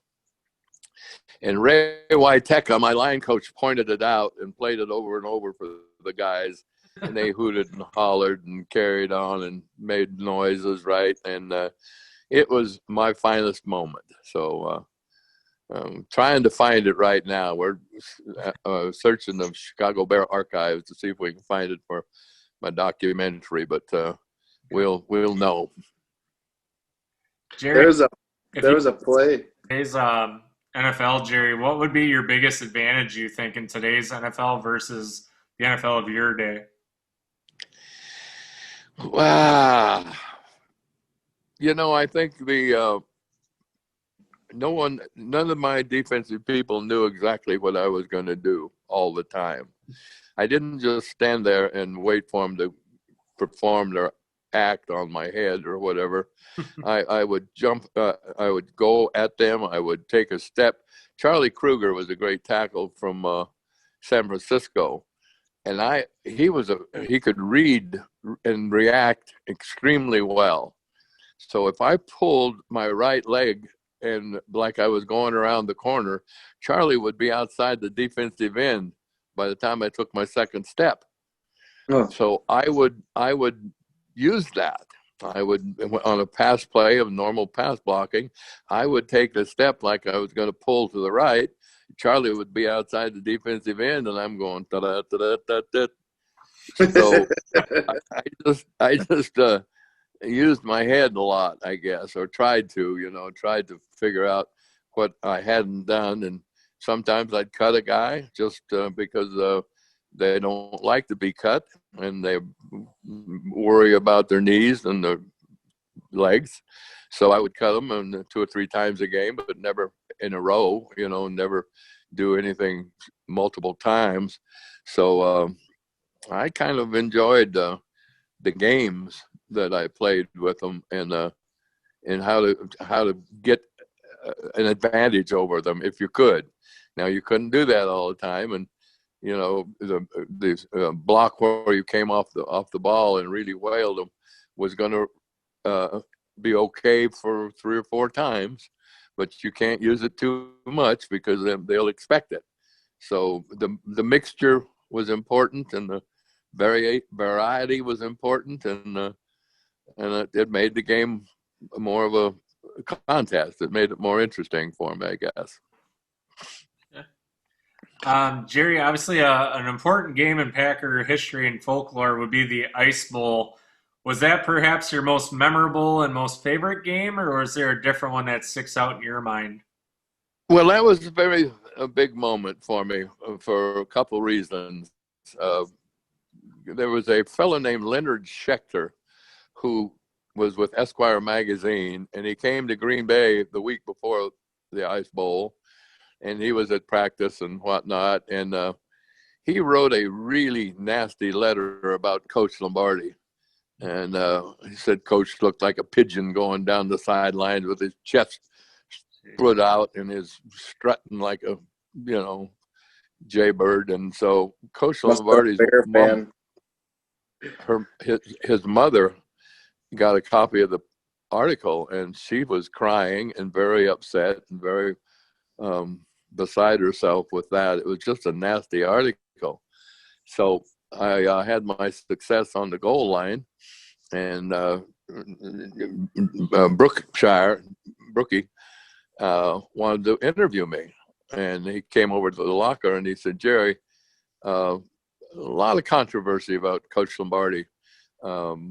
What's he really like? What's the guy? What's your opinion of the guy?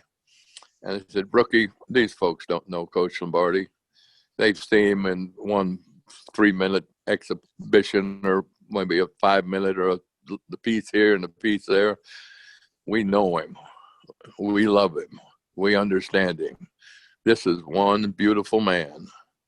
And I felt really good that I was able to set the record straight. And I was thinking about his mom, and I was thinking about him too, that he couldn't have liked that story very much. So I felt good that I was able to say something and set the record straight. And he came up to me the following week. We're getting ready to go to Miami, but like on Wednesday we practice, and he comes up to me and puts his hand on my arm and looks up and down 3 or 4 times, and finally says, that was a really nice thing you did. And coach, it was, don't need to thank me. It's just a fact. You are a beautiful man. So that was a nice moment. That was and the Shappy and Dick Shapp was in town for the game, and we're working on instant replay. And after the game, we're going over to Fuzzy's, and so Dick and I are riding along, and we start talking about the sneak and the block. And Dick said they ran it over and over and over. He said they must have ran it 4 or 5 times. I said, thank God for instant replay.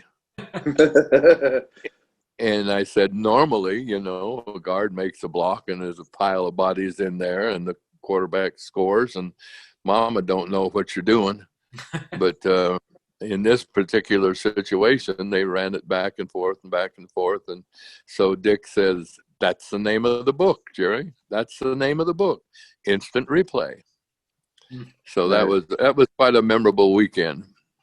Wow. Awesome. Jerry, we all know that you like to talk your smack on the field, as you've already kind of referred to. Who is the guy that could kind of match you the best, or who's your favorite guy to talk smack against? I didn't talk a lot. I became really close with Merlin, and Alex Karras was a great pal after we got off the field. And Alex and I did Canadian football together as the broadcasters, and we had a bitter rivalry, and he was a great football player. And so we're up there the first game, and I'm going, no, that's not the way it is. It's this way. It's not. And I'm real kind of not really that fun to be with.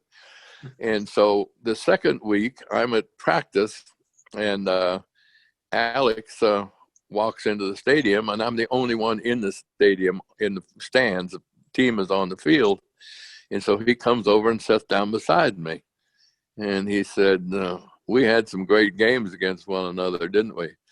I said, yeah, Alex, we did. I remember I'm trying a 52-yard field goal in Green Bay. You come through the line of scrimmage late, hit me with the forearm, and say, stick that in your book, you blankety blank, blank, blank, blank. And he gets real red in the face, and he ducks his head and giggles, and I start giggling, and we start giggling, and we just had, from that point on, we had a great match, a great pair. So I went home with him after that game, and did his show in Detroit. He had an hour-long television show, and I did the whole show with him. So we became really good pals, and I love Merlin. He was just a tremendous competitor and a great player and a big, strong, healthy guy. I also like Doug Atkins a lot. He was fun. He wasn't fun to trap.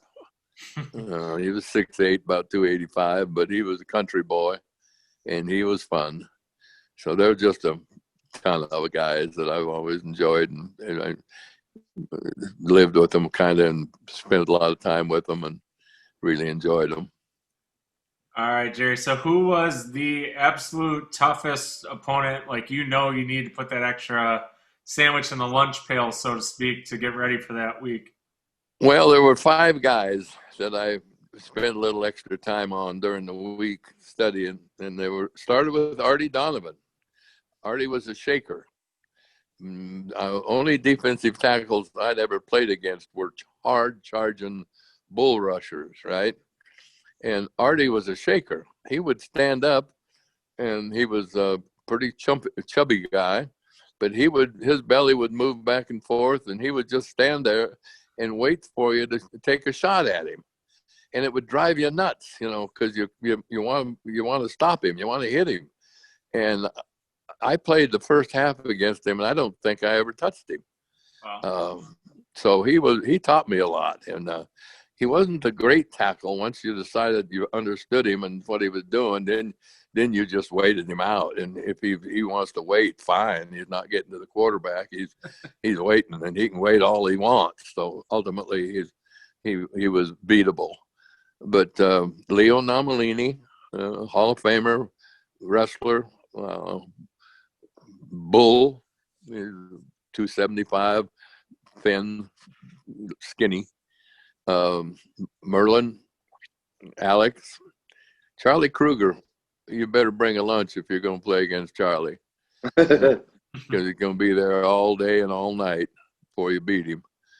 It's going to be a load. So those 4 or 5 guys were top of the crop, and pretty damn good guys. I got along well with all of them, including Artie. I hung out with him a little bit, and after we quit playing, and so I've always gotten along well with Merlin. He was a Utah boy, close to Idaho, and so we got along real well. And afterwards, I enjoyed Charlie Kruger a lot.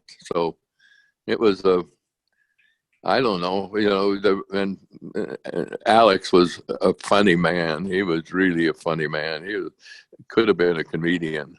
He had the little house on the prairie, and he did a wonderful job there. He was multi-talented, multifaceted guy to be that strong and that big, and then to portray Blazing Saddles and the film career that he had. He's just a really bright person. So I feel fortunate to have spent some lovely afternoons with him. All right, Jerry, a final few questions here for you. I know you stay with us this long, and I appreciate it. But I got to ask you these final few questions. What was your absolute favorite part about playing football here with the Green Bay Packers? My favorite venue? Your favorite part about playing for Green Bay or in Green Bay? I think the size of the town, and I think the fan base. It was there were enough fans that when we first started winning, we were 1-10-1 the year before Coach Lombardi got there, and so we were 7-5 the first year, and people were pretty enthusiastic about that. They were. The year before, people wouldn't really talk to you very much. They wouldn't say very much. They wouldn't come over and say hello and speak to you or anything, just another bunch of losers. But when the coach came and things started to change a little bit, then you couldn't go anywhere in town and spend any money. You go into the dry cleaners, and the dry cleaner lady would say, "No, that's on the house, Jerry." No, I want to pay for it. No, you can't pay for it. It's on the house. You go to the bakery, and the bread is on the house. That's for us, Jerry. That's for you. And there was just such a warmth and a loving way by the fans that you have to be inhuman not to appreciate it and enjoy it and kind of roll in it. So it was a wonderful reaction from the fans, and the knowledgeable nature of the fans. They weren't just casual observers. They understood the game, and they knew the game, and they knew when you'd played well and played bad. And so it was a treat. It was a small town, like my town.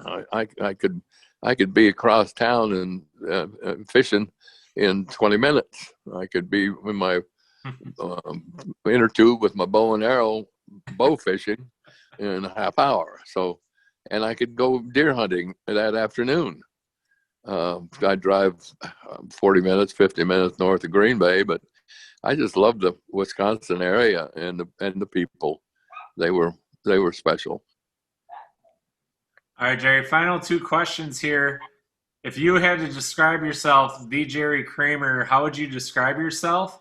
And then another great question I've heard, it's more of on the religious side, but again, kind of seems fitting for the Jerry Kramer that we all know. Who is Jerry Kramer, and what would your dash resemble if you could describe it? Well, I've been working on a film, a documentary about my life and whatnot, and we have just decided we have a guy named Glenn Avini, and it's not ready yet, and it's not out yet. So this is for just us. Okay. But we were putting it together, and we got Bill Curtis to do a critique for us, former talk show host, and a buddy of mine from Dallas or from Chicago, John St. Augustine.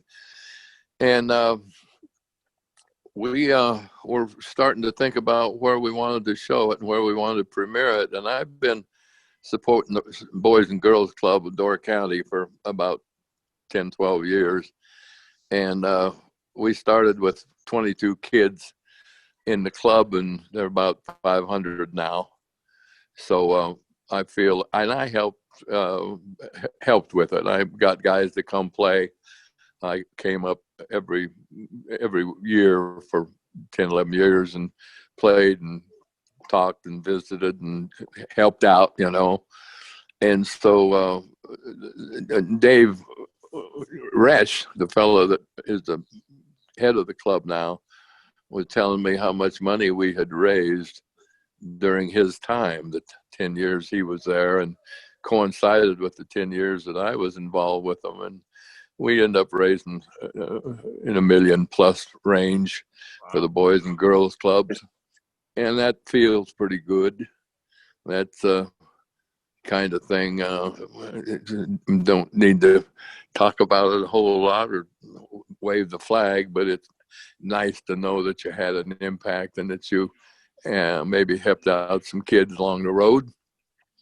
So that's a highlight for me. That's something I'm pretty proud of and feel pretty good about. And what was the other question? What was your dash, and then who is Jerry Kramer as a person? I don't know. You know, I could find somebody at a dinner or at a function or at an autograph session that was uncomfortable and hadn't been there before, hadn't done that, and I could feel their discomfort, and I would try to go chat with them and visit with them and ask them where they're from and what they're doing and how they're doing and what they think of the game and how does it look, and just try to have a little conversation with them to make them a little more comfortable. And I think I've always tried to put myself in somebody else's shoes and see what I would like and how I would try to behave like I would like to be treated. And I think I've maintained that posture through my life, and I'm comfortable in that set of clothes. I'm comfortable in that attitude, and I've got the Buckets for Hunger group down in Madison that I've worked with for 25, 26 years, and we've raised a ton of money down there and a ton of food. So I'm probably as proud of that as I am the game. You know, the moments it's hard to blow your horn in the game, and you don't get many opportunities as an offensive lineman, but you can help in 1,000 different ways, and as much as you can, as long as you can, as often as you can, if you will. And that's what we love best about you, Jerry. I mean, it's hard to believe it's already been 2 hours almost on this conversation. I want to thank you for sticking it out this long. I mean, honestly, I could talk to you for days and weeks and months. It feels like you're just a calm. Thank you, guys. Great to be with you. Enjoyed it. Thank you. A lot of fun memories across that couple hours. So thank you. Oh, Truly an honor, man. Truly an honor. Jerry, what's the first thing you want to do when you get out of these COVID times? Is there a something to do on the bucket list yet that you want to check off for yourself? No, I'm thinking that a fishing trip is in my near future. Well, and I probably have 100 fishing poles, everything from ultralight to deep sea stuff. Geez. I always wanted my own rod and reel, so I haven't been using them much lately, and I need to. It's not a want to; it's a need. So we're going to go fishing. Nice. Well, Jerry, thanks, guys. We always have a saying here with our guests. Anytime you're in the Green Bay area, you let us know, and Jeff and I, at the very least, we'll get you some dinner and a nice cold beverage. How's that sound? Smooth talking devil. Learn it from my friend. Learn it from watching you so long. So, okay. Jerry, I want to thank you for joining us tonight. And Mike, if we have the opportunity to have you back again, we can't wait. Thank you. I want you to be proud of your profession. It's a great profession. You be proud of this game, and you can do a great deal for football today. Great deal for all the players in the league and everything else. Go out there and play this ball game like I know you can play it. Big hand off, pass over the middle, it's complete to Dale, and he's going to go. He's at the 50, to the 30, he's going to go all the way, and the Packers are going to go out in front and fight back. All a magnificent play. Come on, let's beat them up there. Pass away, and it's intercepted in the end zone by Tom Brown. And the Packers have just taken the championship. Hey, what about that now? Complete for the touchdown of Max McGee. And that's about as good a third down play as you can come up with.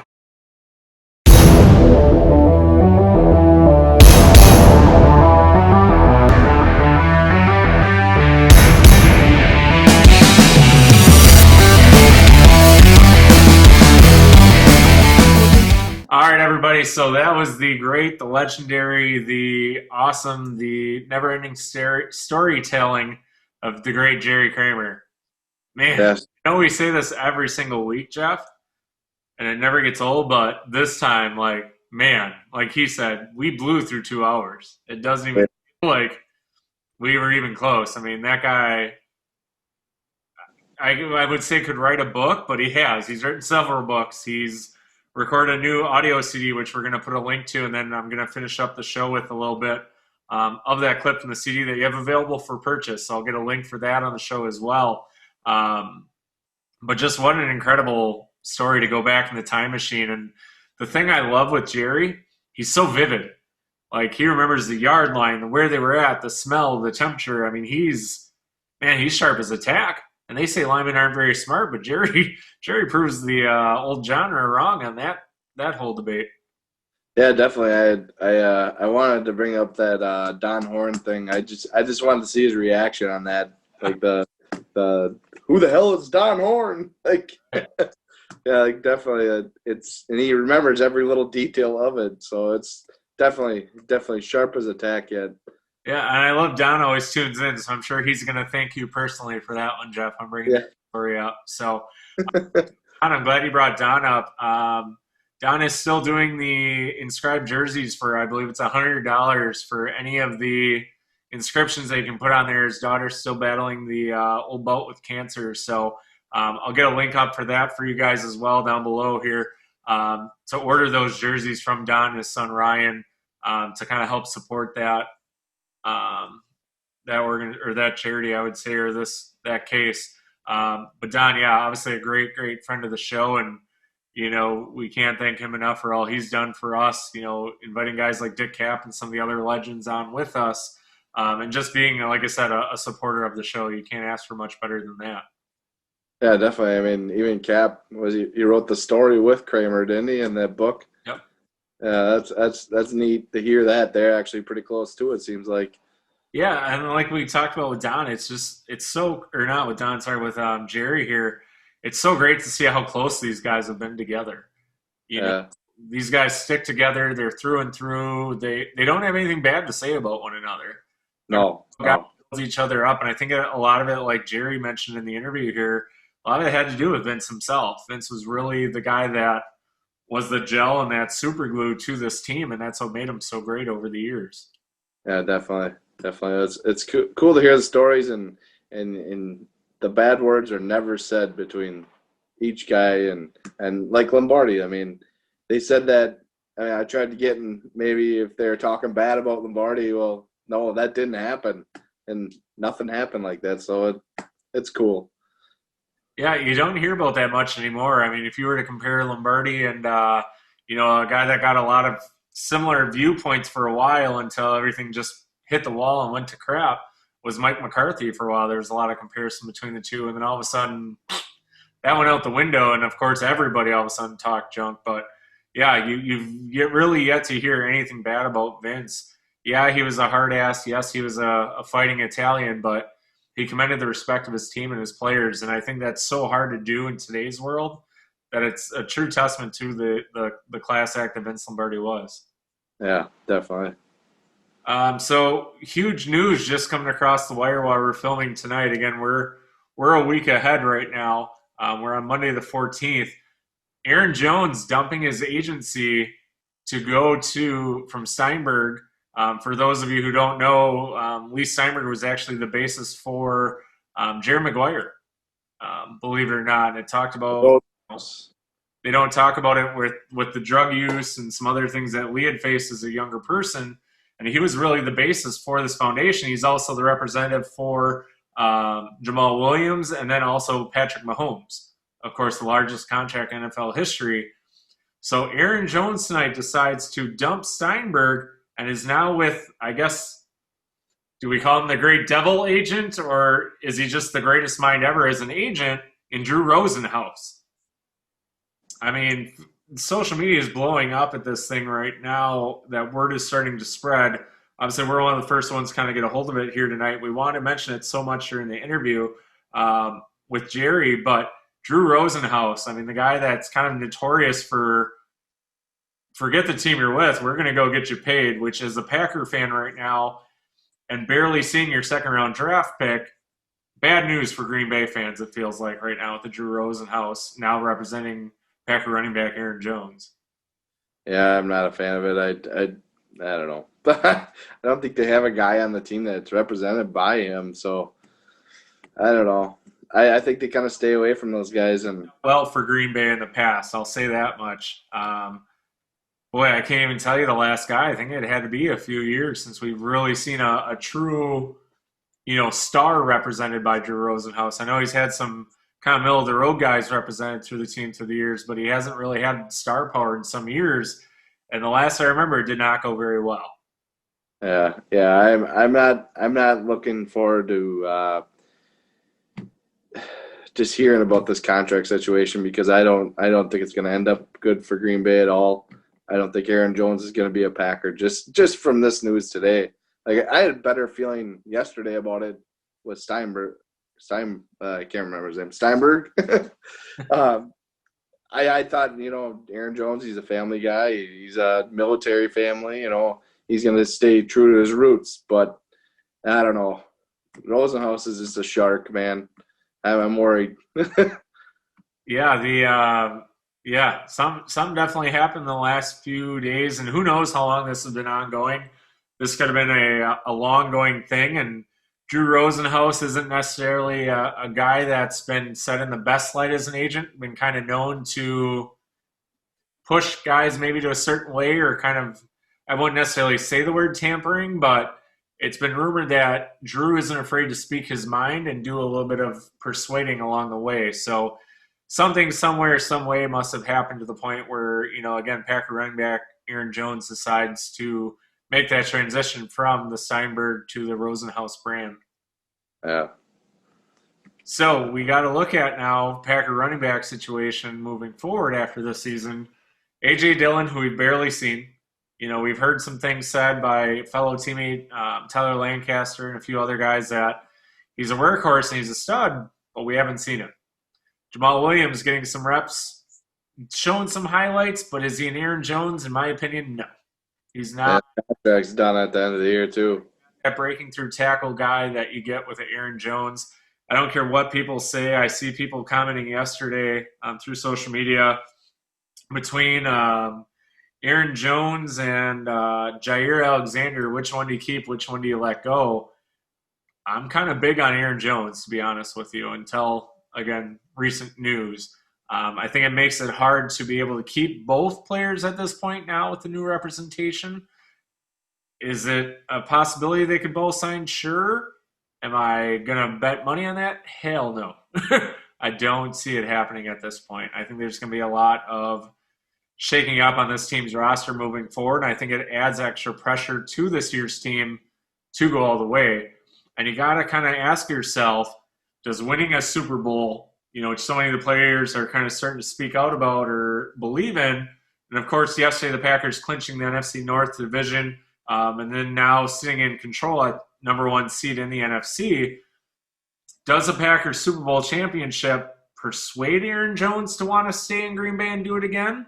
Or does that push Drew to work even harder to get this man paid and get the hell out of Dodge? Drew's just looking for money, man. That's the way it's gonna be, and it's sad. I mean, Aaron Jones, or it was Kevin King, not Jair. I think. I mean, obviously, I don't know. It's not gonna be good. I want Jones. I know a lot of Packer Nation wants Jones, but I think it's gonna be Kevin King back here, not on a big time contract, but kind of a prove it thing. And you got to ask yourself, too, does Kevin King sit around or does he go get paid as well? I don't get the vibe that it's a loyalty thing for a lot of these players in today's world. And that's where I was kind of hoping Jerry went with. Again, like Jerry said, we've had plenty of conversations over the years that the loyalty side seems to disappear away from the game a little bit more. As you referred to in this interview, a lot of those guys were team first. And it seems like a lot of the guys of today are very me first, let's get paid, social media, how much can I show off or how much can I get paid, versus the guys of yesteryear that were like, man, we have a good thing going. Why in the hell would we ever want to do this any other way? So it makes me kind of question some of the guys coming up in free agency this year. Does winning seem to matter, or does it become a payday thing? And unfortunately, in a lot of today's world, you hear it more and more. It's about me and getting paid more than it is about winning. And you hear of guys going to get paid, and then they're sick and tired of losing. You can't usually get it both ways. So you got to ask yourself, at what point does that become a decision? And again, unfortunately, it looks like Aaron Jones is leaning on the side of getting paid versus the side of, staying in Green Bay. Yeah, that's what it seems. Another guy coming up in free agency after this season, Corey Linsley, Packers center, being put on IR. I meant to talk about this last episode. What's his future like in Green Bay? You got Elgin Jenkins going in on the line. You got Lucas Patrick. The Packers have been doing okay. Aaron hasn't been thrown around a whole lot with the replacements. Do the Packers kind of buck up on that contract for a guy like Corey Linsley that's been kind of hurt over the few years? Or do we let him go and put faith in that young line? I mean, the Packers have really done a pretty good job this year of keeping Aaron Rodgers upright. There was a stat during the game of Aaron Rodgers being one of the 8th fewest hurried quarterbacks in the NFL this year, which is pretty good considering we've seen him on his back and breaking things apart in recent years. Yeah. Linsley, sadly, I think he's gone too. I think that your center of your future could be Jenkins. I mean, I hate to see it because I'd rather see my guard. Smart player. But you also got to look at the rookie that has been playing a little bit this year too, John Runyon. I think Runyon is a hell of a player. I think he's in line for next kind of promotion too. He could be a guy. I think Turner could be possibly the guy on the outside looking in. His contract's pretty hefty coming in next year, and it's going to be a tight salary cap next year. And I think Turner could be the guy on the way out. I think Lindsey will be on the way out. I think you see kind of a whole new line next year, and Runyon might be one of the guys. Elsewhere in the NFL today, rumors of hirings and firings and things along the way, but Deshaun Watson down in Houston is going to be involved in the hiring process on the new head coach. As a fan, as a media type here, do you agree with having the quarterback kind of be the say of your next head coach? Because when it came to Green Bay, Aaron Rodgers didn't necessarily get the say in the new head coach. And we saw how that went that first year, again, albeit they kind of worked that aside and came together this season having an awesome year. But the Houston Texans are not Aaron Rodgers and the Green Bay Packers. Yeah, I don't know. I don't like hearing that. I mean, you should be a player. Player plays on the field. Coaches, your front office, they decide who coaches, who your general manager is. Like, they shouldn't get involved. I'm not a fan of that. I know he's young and an upcoming player and your franchise player, but I don't know. Just go play. A guy not mentioned in that role and kind of the face of the Houston Texans, Wisconsin's own J.J. Watt, not even being mentioned in that article. I mean, it's looking tougher and tougher, more and more bleak for J.J. Watt to return to Houston. Obviously being a potential trade bait option this year. That obviously didn't come to fruition, but it's tough to see that, that they're going only with the quarterback and not mentioning other players within these articles. Yeah, I think it'd be nice to see Watt here. I doubt it, but I think he could end up maybe in Pittsburgh with his brothers. See a whole Watt reunion in Pittsburgh, but I don't know. We'll see. Makes it easier on the folks, that's for sure. Yeah. Other news in the NFL today, the Oakland Raiders firing their defensive coordinator. And obviously we bring that up because there's been so much talk about Packers defensive coordinator Mike Pettin. At the end of the season, Jeff, does he make it to the end of the season? Do you see Mike Pettin hanging around Green Bay for another season? I don't know.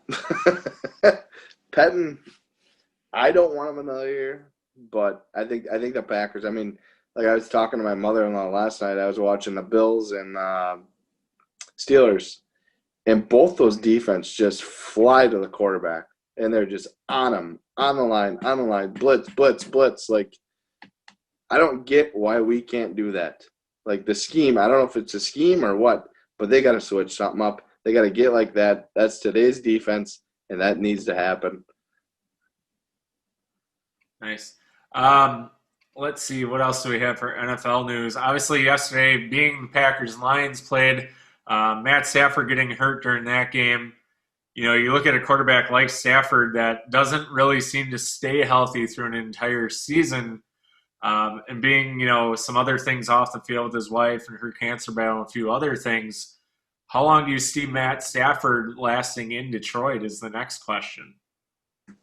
Stafford's going to be in Dallas. I'm calling it. I don't know.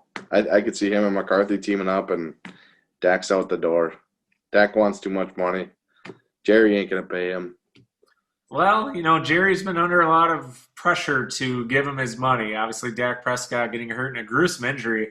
And I will take a side note on this one. It was great to see, and people are going to hate me for this comment, but it was great to see Dak Prescott being in one of those commercials yesterday, talk about his rehab, and just to see how far he's come already. I mean, that was a nasty freaking injury that would keep guys down for a long time, and he looks sharp so far already. I mean, further ahead than I would have expected at this point, given all the details that were originally released of this injury. Yeah, it was disgusting, to say the least. And I don't know if anybody's going to pay him. You're going to have to get a prove-it deal somewhere. I don't know. It could be Dallas, but I don't know. I'm kind of banking on the Stafford thing. I think McCarthy's been a fan since he's seen him in Detroit, and I think he's going to go there. So if you're Jerry Jones, do you give Mike McCarthy another season? Or do you believe he's just entirely lost that locker room? Because my personal opinion, I don't think he has control of that team. I don't think he has since he walked in the door, and I don't know if he ever will.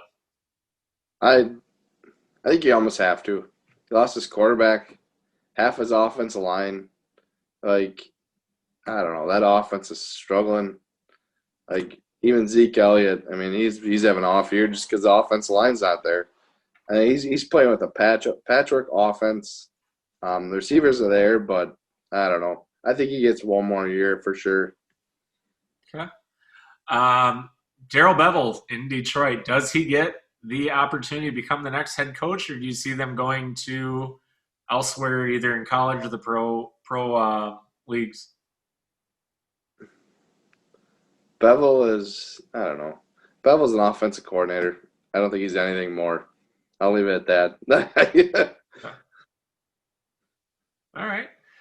So Green Bay Packers playing a weird Saturday game. Obviously, again, we're releasing after that point. So let's talk about the next two games. Packers playing this Saturday, would have played this past Saturday versus the Carolina Panthers. How do you see that game going for the Packers? Packers or Panthers are at Green Bay. Sorry.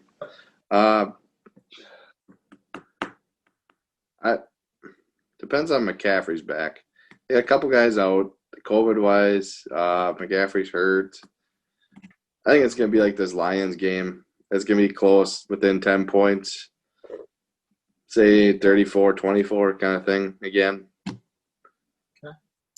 Just getting word in from SB Nation that Matt Stafford's x-rays were in fact negative. They'll have a release on him later on in the week as far as the status goes. So just want to throw that out there. As far as the Panther game goes, I'm going to give it like a 34-17 Packer win. I think they open it up a little bit. But the game I'm more worried about is going to be the following week against the Mike Vrabel and the Tennessee Titans. It's no secret that I am a AFC fan of the Tennessee Titans, and of course for the NFC, I got to go with Green Bay. Two teams on the verge of doing big things, I feel like, in the playoffs this year that have really kind of turned it together. Two younger head coaches, lots of personality. Kind of players, coaches, I feel like, in reading the different articles on both organizations, I think that one gets a little tougher, and I think Tennessee gives the Packers a run for their money at home. Green Bay's still going to try and do the 500 close family and friends at home, but I still think there's something different that Mike Vrabel, with his intensity, brings with Tennessee to Green Bay, and it may just happen to be a Tennessee upset. I'm going. It's going to be a blowout, Packers. They're going to stop Derrick Henry, and Derrick Henry's going to – something's going to happen with Derrick Henry. I just feel it, where he's not going to do crap, or he's going to get hurt early, and they're going to keep him out. And I don't know. I think the Packers are going to just surprise everybody that week, and they're going to blow them out of the water. See, I'm going to go a little different. I'm gonna unfortunately, and I know I'm going to catch a lot of grief for this here, I'm going to go 24-20 Tennessee Titans. I think Derrick Henry finishes the game in one of the final drives with a huge run against Green Bay, who has unfortunately been unable to answer to the run. And I think his running power and status ends up being the demise for the Packers in that week's matchup. 42-13 Packers. Oof. Wishful thinking, Jeff. I'd love for you to be right, but let's also look at reality here, my friend. The Packers. That's going to be the week. That's going to be the week that pushes everybody towards, hey, look at these Packers. It's going to be that week. I guarantee it. Like I said, I'd love for you to be right. I think that'd be great. But I'm also a realist as well. So let's see how that kind of goes. And then obviously the final week 17 matchup, January 3rd, Packers at the Bears. At Soldier Field, end of the year, it's the Bears. You can never count them out. And then that becomes another tough game, depending on how morale is. I mean, the Packers 2 straight home games and then finishing up on the road at Chicago. It's going to be tough. I mean, Chicago's never an easy place for Green Bay to necessarily play. And you just never know what Bears team you're going to get. Obviously, Trubisky kind of going back and forth down there in Chicago. Their coach becomes maybe on the hot seat. The Packers officially this week clinching, like we said, the NFC North. Anything can happen in Chicago. Yeah, I don't know. I think that's gonna be close, probably, for sure. I mean, it's always Packer Bear. I mean, obviously the last game wasn't very close. It was nice to sit back and relax, but Trubisky actually played decent last game. Even though it was the Texans, who have 0 defensive backs left. I don't know, 24-17 Pack. I'm going to go 27-24 Green Bay. I think Mason finishes off the game with one of those field goals of his. And, man, can we just go back to – and I wanted to bring this up to Jerry, and obviously we have so much to talk about with him. I still have 2 pages worth of notes I could go over with him over our talks and other things I wanted to ask. But 58-yard field goal, I'm guilty, Jeff. I was the guy going, what in the freaking Sam hell are we thinking? Let Mason Crosby kick a 58-yard. Like, I was about ready to text you and call you going, what in the hell is LaFleur thinking? I told Cara, I said, he's not making this. Yeah. Like, that there's no way. Faith in your kicker, man. Yeah, I was yelling to New and my dad sitting in the living room here and just screaming at the TV, what in the freaking Sam hell are you talking about with this? Like, to me, it was the dumbest decision. it was already tough enough at 53 to think it was going to be okay, but 58 yards. And let's just say Mason Crosby has not missed a field goal all season. Let's not jinx him here on the show, but damn, that's impressive. Yeah, definitely for sure. I mean, actually, I take that back. It was not a 58-yard field goal. I saw the press conference with it today, 57. But still, I mean, 57 yards in a game where it looked kind of rough, missing extra points, stuff like that have happened throughout the year, and to have the confidence that LaFleur does in his team, and I think that just goes to the popularity that he has, like we talked about with Tyler Lancaster and some of the other guys. I think that just goes a long way in the confidence that he has in this year's team. Yeah, for sure. All right, Jeff, it is the end of our year. We are at our final episode of the 2020. What is the standout moment for you, or what's one thing that you kind of want to reiterate to everybody watching at home tonight? As in, like, the season? You did not put back on your Christmas sweater. Go get it. What's that? You have to go throw on your Christmas sweater, Jeff. We promised everybody you would rock your Christmas sweater, and you did not. I'm not doing that. Power of TV here. We're going to have you, I'm going to snap my fingers, and Jeff's going to be back with this Christmas sweater. So we're going to count it down now. 3, 2, 1. Here we are. We are back. I am rocking the, I guess you want to call him the Reptar Velociraptor sweater with the little scarf. Jeff, what did you pick out today? Reindeer. Nice. Oh, man, he's got the ears, the antlers. He's ready to go.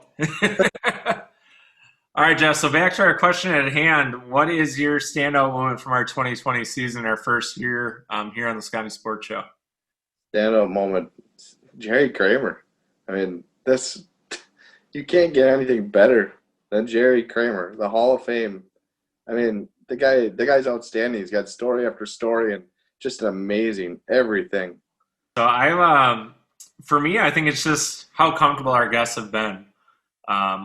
Even Jerry commented back about sharing stories that he hasn't necessarily shared before, getting guys like Montel that have spent hours with us off camera to share their stories. I think it just says a lot about, how we're not your typical mainstream show. And I think that 2021 is hopefully going to be even bigger for us. I think that, as our awesome fans that we have here on Facebook and YouTube and everywhere else, I think we just get more people to share it and do the things. We can bring in our bigger name guests. I don't want to throw out any promises for names, but, there's definitely some names with guests that we've had this year that are working on it for us on our behalf. I think if we can get the people to kind of keep sharing, keep liking this stuff and like what we're doing, we just ask that they share it. And we can do some more giveaways and contests and everything in between in 2021. I can't thank you enough as a co-host and a friend for believing in the show this year. It's been awesome. We've had a lot of fun with it. You're kind of the whipping boy for me, and we joke about it, but in all seriousness, man, I couldn't think of a better co-host that I've had in 2020.